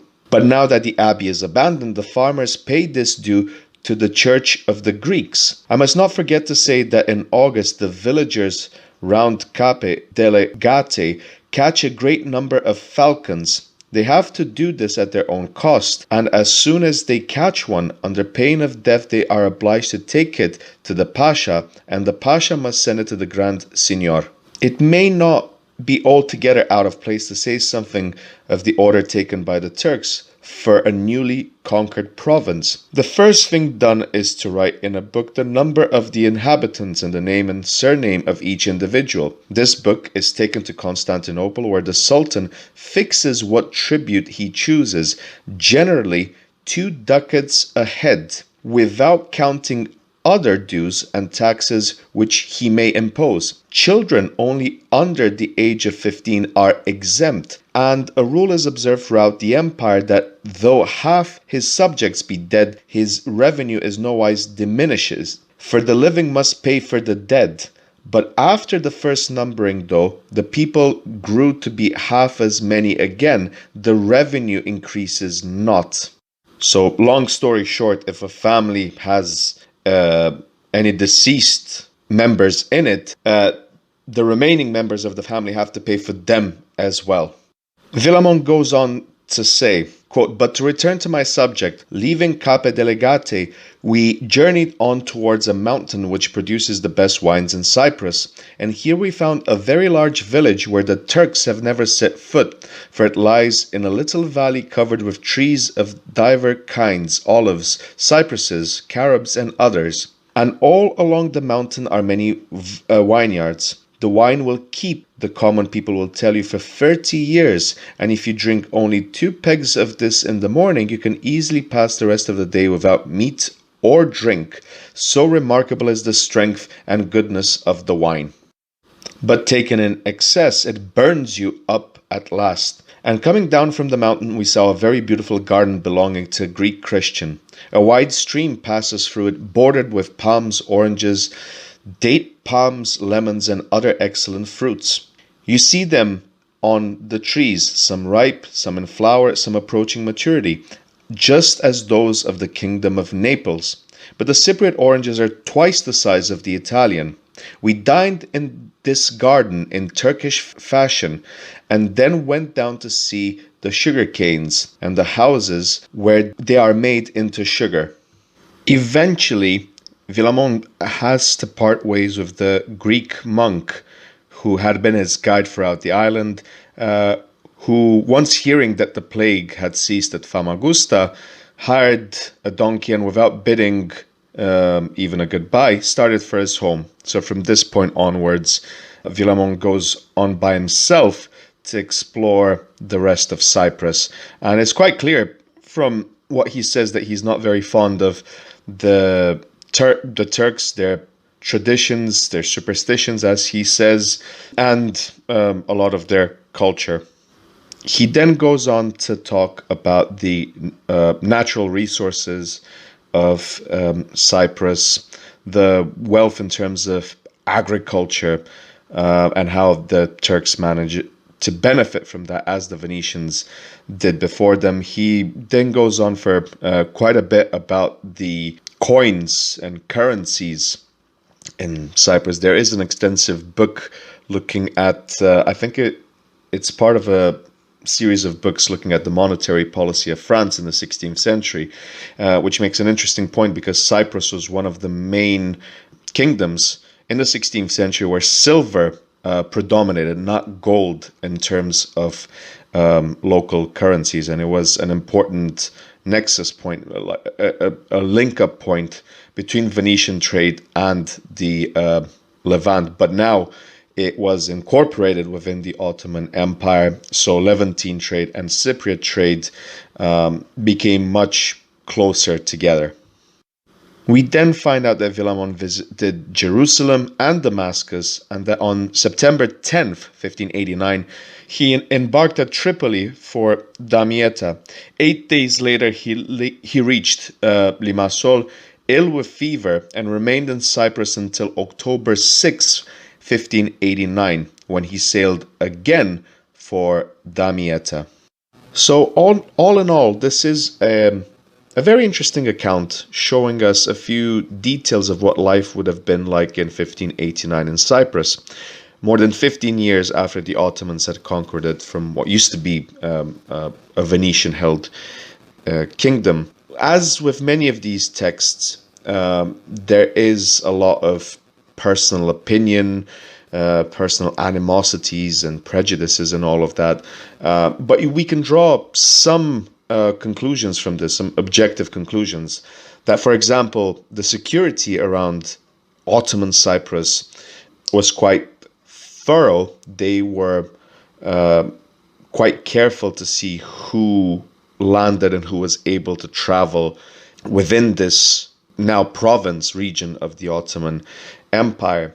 There's another observation saying that while a lot of monasteries remained in Cyprus, the Greek Orthodox ones, not many of them were inhabited and were actually quite deserted. And there'll be a few observations from another text which I studied in the past, in which, for example, it was quite interesting. In Nicosia, the only soldiers who could enter the city on horseback would be only Ottoman soldiers and no one else.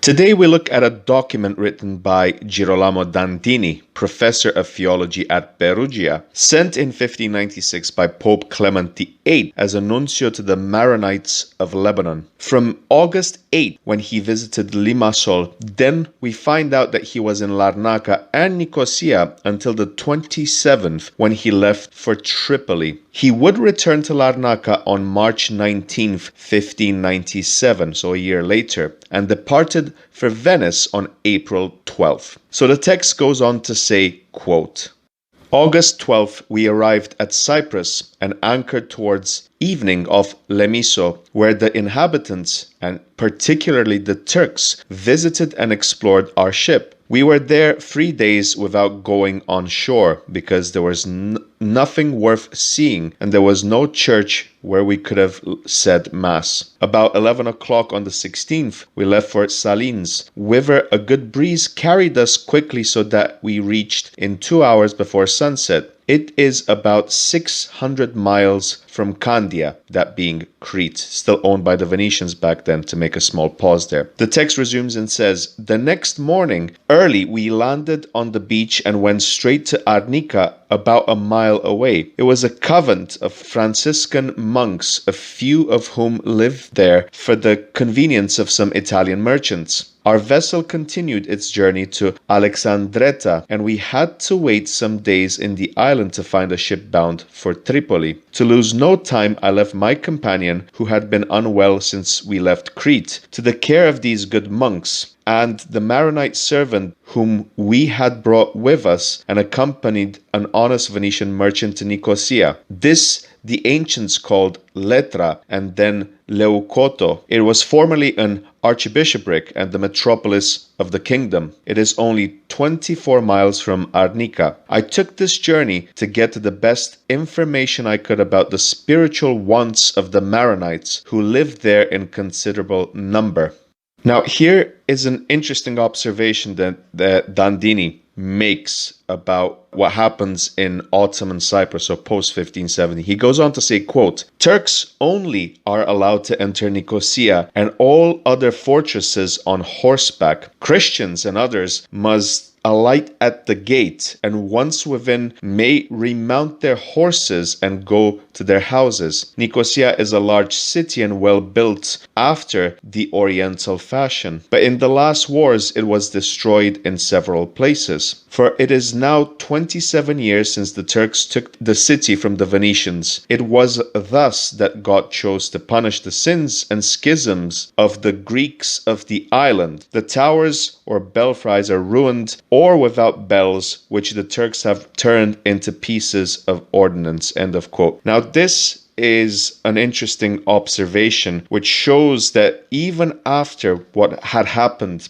during the Fourth Ottoman-Venetian War, there was still rancor between Catholic Latin clergy members and the Orthodox Greeks. We've spoken about this throughout the podcast in previous episodes. This was a significant factor which led to fractions, especially in Nicosia, a bit less so in Famagusta, where the Latin nobility were more prevalent and influent, but in Nicosia it was a problem, and also in the rural parts where, because of Venice, because of the need for several resources, led to serious tensions and riots throughout the fairly brief direct rule of the Venetian Republic over Cyprus. So we talk about the period 1489-1570. So it is interesting, more than 2 decades after Venetian Cyprus fell to the Ottomans, but not surprising to hear this sort of language used by a papal legate about the Greek Orthodox inhabitants, which of course remained after 1570 on the island. Bit convenient that we don't get a mentioning of, quote, sins and schisms of the Latin Catholic population of Cyprus, but such was the state of affairs and the opinions of Dandini, who goes on to say, quote, "There are at Nicosia 4 kinds of churches, each of which I examined by itself. The Turkish mosques are the most important, both for their number and for the beauty and size of the buildings. I was not allowed to enter them, but I could see through its iron gates that the mosque, which was once the church of Saint Sophia, was the finest and most stately. It is a large and spacious structure with many columns, such as you would see in most of our churches. No altars, statues, or paintings of any kind. The walls are simply whitewashed. By the door stands a fine fountain, which was not there in the time of the Christians. The Greeks have another kind of church, of which I shall only remark that if a Latin priest had celebrated Mass therein, they would think that all the water of the ocean were not enough to purify the church. To such an extent do they wash the altar and even the whole building, in their belief that the Latin Mass contaminates and profanes it. Their usage of consecrating with leavened bread and their other rites are sufficiently known. They hate the Latins worse than they do the Turks. The honest tradesman with whom I lodged told me they had refused absolution to one of his servants, a Greek by race, because he served a Frank. So they call those who follow the Latin rite. It will not be out of place to relate here another one of their superstitions. The same man was concerned. He had confessed a quite ordinary fault, but was repelled by the confessor, who refused to absolve him, telling him he could not do so without calling in 7 other priests. A little money brought these together. They made the penitent lie like a corpse on the ground, and the last reciting certain prayers gave him absolution. It is their custom to demand money for absolution and to refuse it when none is given to them, for they pretend to have a right to 4 or 5 crowns, or even more, to absolve quite ordinary faults. The penance they impose for the other great sins is to repel the penitent from communion for 4 or 5 years. They do so perhaps to show contempt and aversion for the Latin Church, which enjoys yearly communion.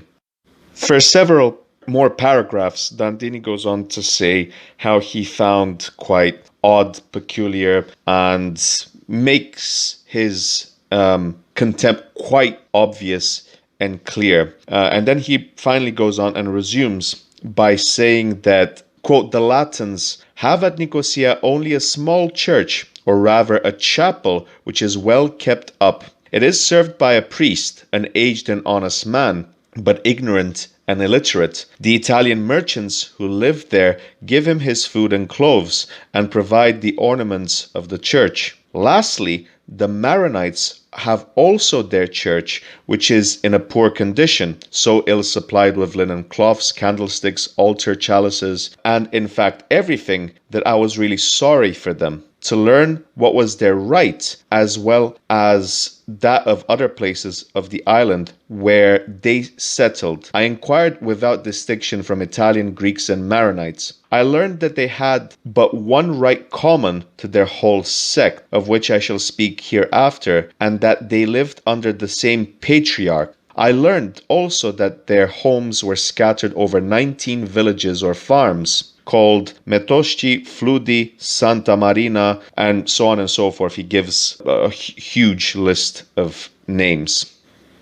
He resumes by saying, quote, "I was assured that they had 8 churches at Metosci, and that Mass was said on all festivals on the mountains and every day in the plains, unless the priests have some special duties of their own. This sect has usually a bishop there, but he had died and another had not yet been chosen in his room." In the next paragraph, Dandini kind of resumes and has a rant about a Greek bishop. He says, quote, "There is in the kingdom a Greek bishop who enjoys the receipts of the tribute which the others are obliged to pay. He exacts each year from everyone 70 asperus. The janissary does not hesitate to give him a good beating to those who do not pay, and shows no more quarter to bishops than to the others, according to the instructions of the receiver. He exacts beside 15 or 20 ducats from each priest on whom he confers orders. Such is the pitiable condition to which are reduced the Christian subjects of the Turk, although there are fewer Turkish than Christians. For of 30,000 or more inhabitants at Nicosia, there are scarcely 4 or 5,000 Turks, and there are not 12 or 13,000 of these in all of the island, most of whom are renegades who have adopted Islam to enjoy greater quiet, so that it should not be hard to protect the island from the tyranny of the Turk and to re-establish the Christian faith. This text is, in a way, quite interesting. It would almost be undistinguishable from, say, a text from a diplomat that would have visited Cyprus 20 years after the fall to the Ottomans. Dandini goes on to say, quote, "The island had formerly several fine towns, but today there remain only Nicosia and Famagusta, which preserve somewhat of their ancient grandeur. The rest are but villages. In none of them you can find families of old nobility. These are either extinct or left the island on its conquest by the Turks." And then there follows a long list and descriptions of the island's geographies, a bit of its ancient history, and the large variety of natural resources, with a great tone of regret, I would say. It is worth mentioning that the papacy considered the fall of Cyprus as a moment of sorrow because they saw Cyprus as a bastion of Catholicism, especially in the Eastern Mediterranean. Dandini concludes that the kingdom has from all time had a variety of masters, and Selim, the Sultan of the Turks, seized it in 1570 with an army of 200,000 men. But we have talked enough of Cyprus, let us pass on to Syria, and that's where the text ends. So all in all, this is a fairly interesting text. It shows a bit of the aftermath of the Ottoman conquest of what used to be Venetian Cyprus, and it also covers an interesting point of view, that of the history of the Maronite Church in Cyprus, but also in the Levant. We saw like a significant presence in Cyprus. We also see what became the new order, and we of course see significant differences of how well kept and imposing, say, the new mosques were to the Orthodox or Catholic or even like Maronite Church. But at the same time, it's worth noting that there was still, even more than 2 decades after 1570, a diversity of faith within Cyprus and Nicosia and other centers, I would assume, as well, because Cyprus also had a significant Jewish presence in the 15th and 16th centuries. One of the main reasons I've chosen this document is the timing when it was written, 1598, 1599, the end of what had been a very turbulent century in most of the Mediterranean, including in Cyprus, Northern Africa, the Levant, Malta. Cyprus saw much turmoil, military and economic. The Fourth Ottoman-Venetian War meant that the Venetian Republic had lost one of its most important parts of its Stato d'Amar. The account of one Cotovicus is an extensive one, and we can see in the preface given by Cobham, the author of Excepta Cypria, that there's a lot of context to be unpacked. We learn about his journeys, his roles, and how he saw what was, by that point, Ottoman Cyprus at the dawn of what I said before had been a very turbulent century. So the preface begins by saying, quote, Johannes Cotovicus, otherwise Johann van Kotwijk, a doctor of civil and canon law in the University of Utrecht, sailed from Venice August 2nd, 1598, touched at Limassol September 12th, and sailed from Larnaca September 19th for Sidon, Jaffa, and Jerusalem. On March 25th, 1599, now a Knight of the Holy Sepulchre, he touched again at Larnaca and visited Nicosia and Famagusta. on Palm Sunday, April 4th.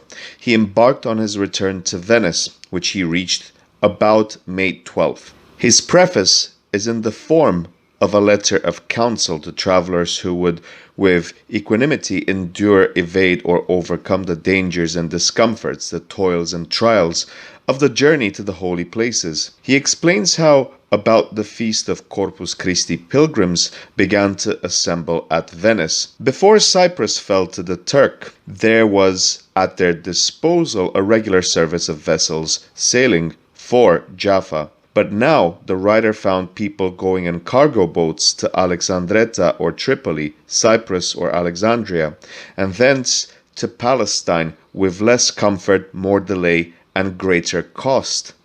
The would-be pilgrim is advised first to make his will and arrange his worldly affairs, then to obtain at Venice the license of the papal legate, to whom he must prove that he can afford to spend at the very least 100 gold pieces on the journey. His passage to Cyprus will cost him 6 silver ducats.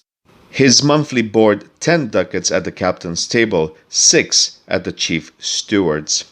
The hire of a ship from Cyprus to Jaffa costs 30 to 40 gold sequins, to be divided among the passengers. There are sundry fees to be paid: for entrance into the church 9 sequins, into the Holy Sepulchre itself 2 more, and so on. The traveler is further advised to take a mattress with a pillow and a pair of sheets, the whole enclosed in a box 6 feet by 3, which will serve him for a bed, 4 or 6 shirts without collars, a woolen sailor's cap, socks, handkerchiefs, towels, and 2 pounds of soap, 20 pounds of the best biscuit, some good wine, cinnamon, ginger, nutmegs, and cloves, with pomegranates, oranges, and lemons, also sugar, and laxative medicine.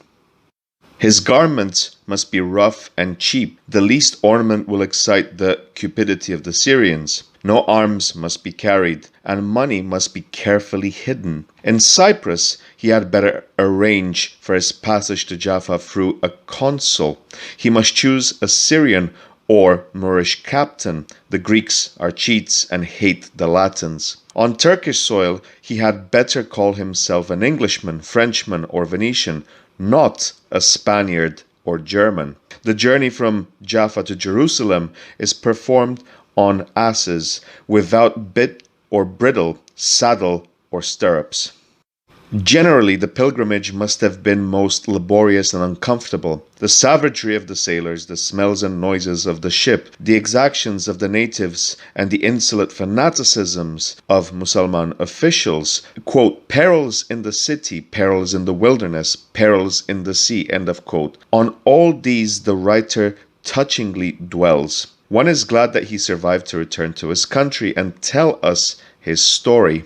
We translate from the Itinerarium Hierosolimitanum et Syriacum auctore Ioanne Cotovico, published at Antwerp. Along with the epitaph to Marcantonio Bragadino, the reader may like to see the inscription on the tablet at Bergamo, which commemorates his fellow hero Astore Baglione. The preface ends, but it goes on to quote the aforementioned inscription, which reads, quote, to Astore Baglione, a pious man and brave soldier, slain by the wicked swords of a perjured foe, after shedding glory on the defense of Salamis, by his feats of valor, his fellow townsmen at Bergamo caused funeral honors to be paid at the altar of St. Joseph, for that when he was among them as governor, he loved them wondrously, and with them honored the saint. End of quote. So this is somewhat of an homage to Astore Baglione, a key military figure for Venice in their attempt to defend Nicosia and Famagusta during the Fourth Ottoman-Venetian War. We also previously discussed in Paulo Paruta's accounts on this, where he noticed that the desperate decision to recall Astore Baglione to Nicosia was blocked by the local Famagustan council. I've spoken about this many a time in one of the first series of the podcast about Venetian Cyprus. So do make sure to visit those episodes, along with the episode more recent on Paulo Paruta's account from Excepta Cypria as well. Now we return to the text and we notice that there are many geographical details and descriptions which are not too dissimilar to the ones I've spoken about in previous episodes of this mini-series. So I just wanted to go to his opinions on Cyprus, especially after the 1560s. Now, I've spoken many times and throughout this podcast about the very tense relations between the Greek Orthodox communities in early modern and Venetian Cyprus and the Latin Catholic ones, but also the profound disdain that many of these writers and travelers, especially those of Italian origin, showed towards the Ottomans. And you can see this in full display with a quote which said about Cyprus, quote, "Besides the towns I've mentioned, it is said that there are still 850 villages. These were populous enough in old times and rich and prosperous. Now the Turkish tyranny has left them deserted or thinly peopled. The principal are Lapitus, Chilurus, Carpassus, Lefkara, Constantinum, Limnati, Silica, Arnica, Pelendria, Kilani, Colossus, Piscopia, Salins, Conuclia, Orima, Serins, Arzus, Omodus, Chrusocus, Solia, Morphu, Limissus, and Lefka. Besides Turks, Moors, and a few Jews, the majority of the inhabitants are Greeks, who use the Greek language and written character, their dialect differing somewhat from that of Crete. They are Christians of the Greek rite.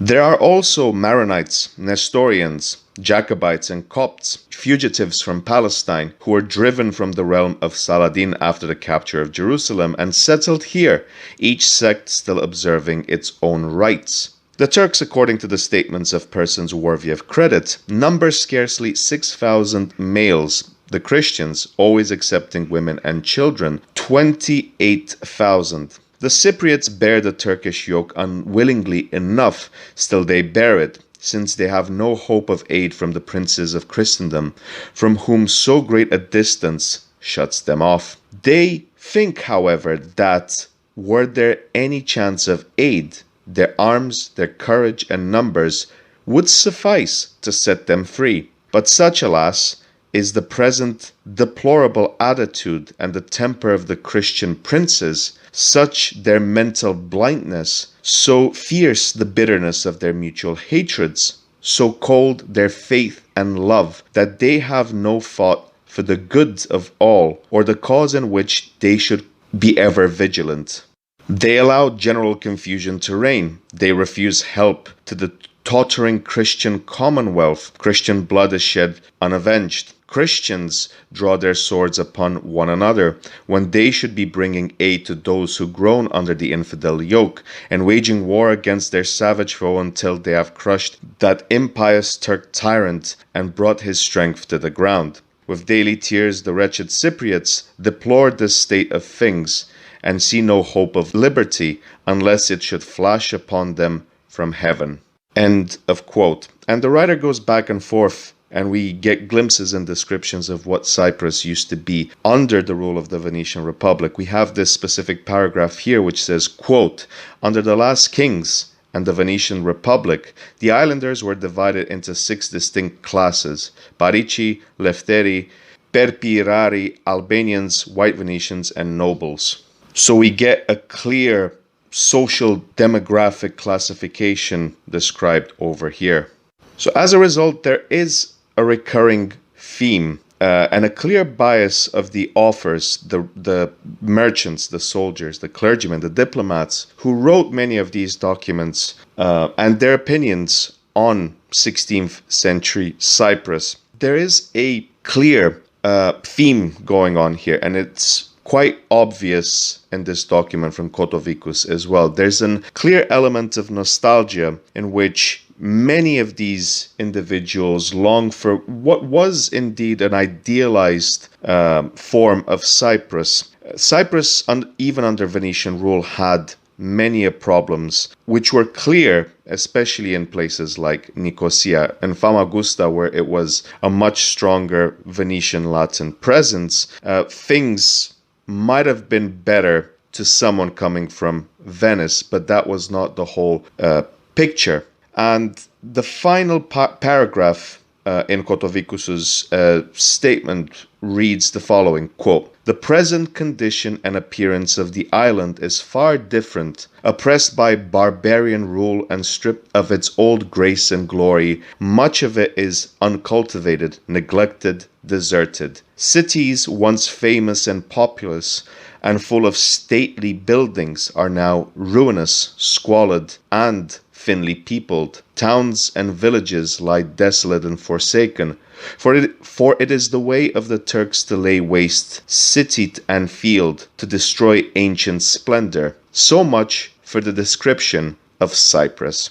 End of quote. And with this, I would like to end this current mini-series. I will want to hopefully come back at a later point, maybe discuss about Malta, Candia, or Crete, also different accounts which are not just about Cyprus, but other parts of the Mediterranean, maybe the Ionian Islands, the Aegean as a whole. That would be very interesting to explore once I get a bit more time. Thank you for listening to this episode of the Wanderer's History Podcast. I will come back with a first episode wanting to have like a preface of what I hope to be a new series, but it might just take a bit of time to make that. So thank you again for listening to this. Subscribe if you haven't done so already. And until the next time, all the best.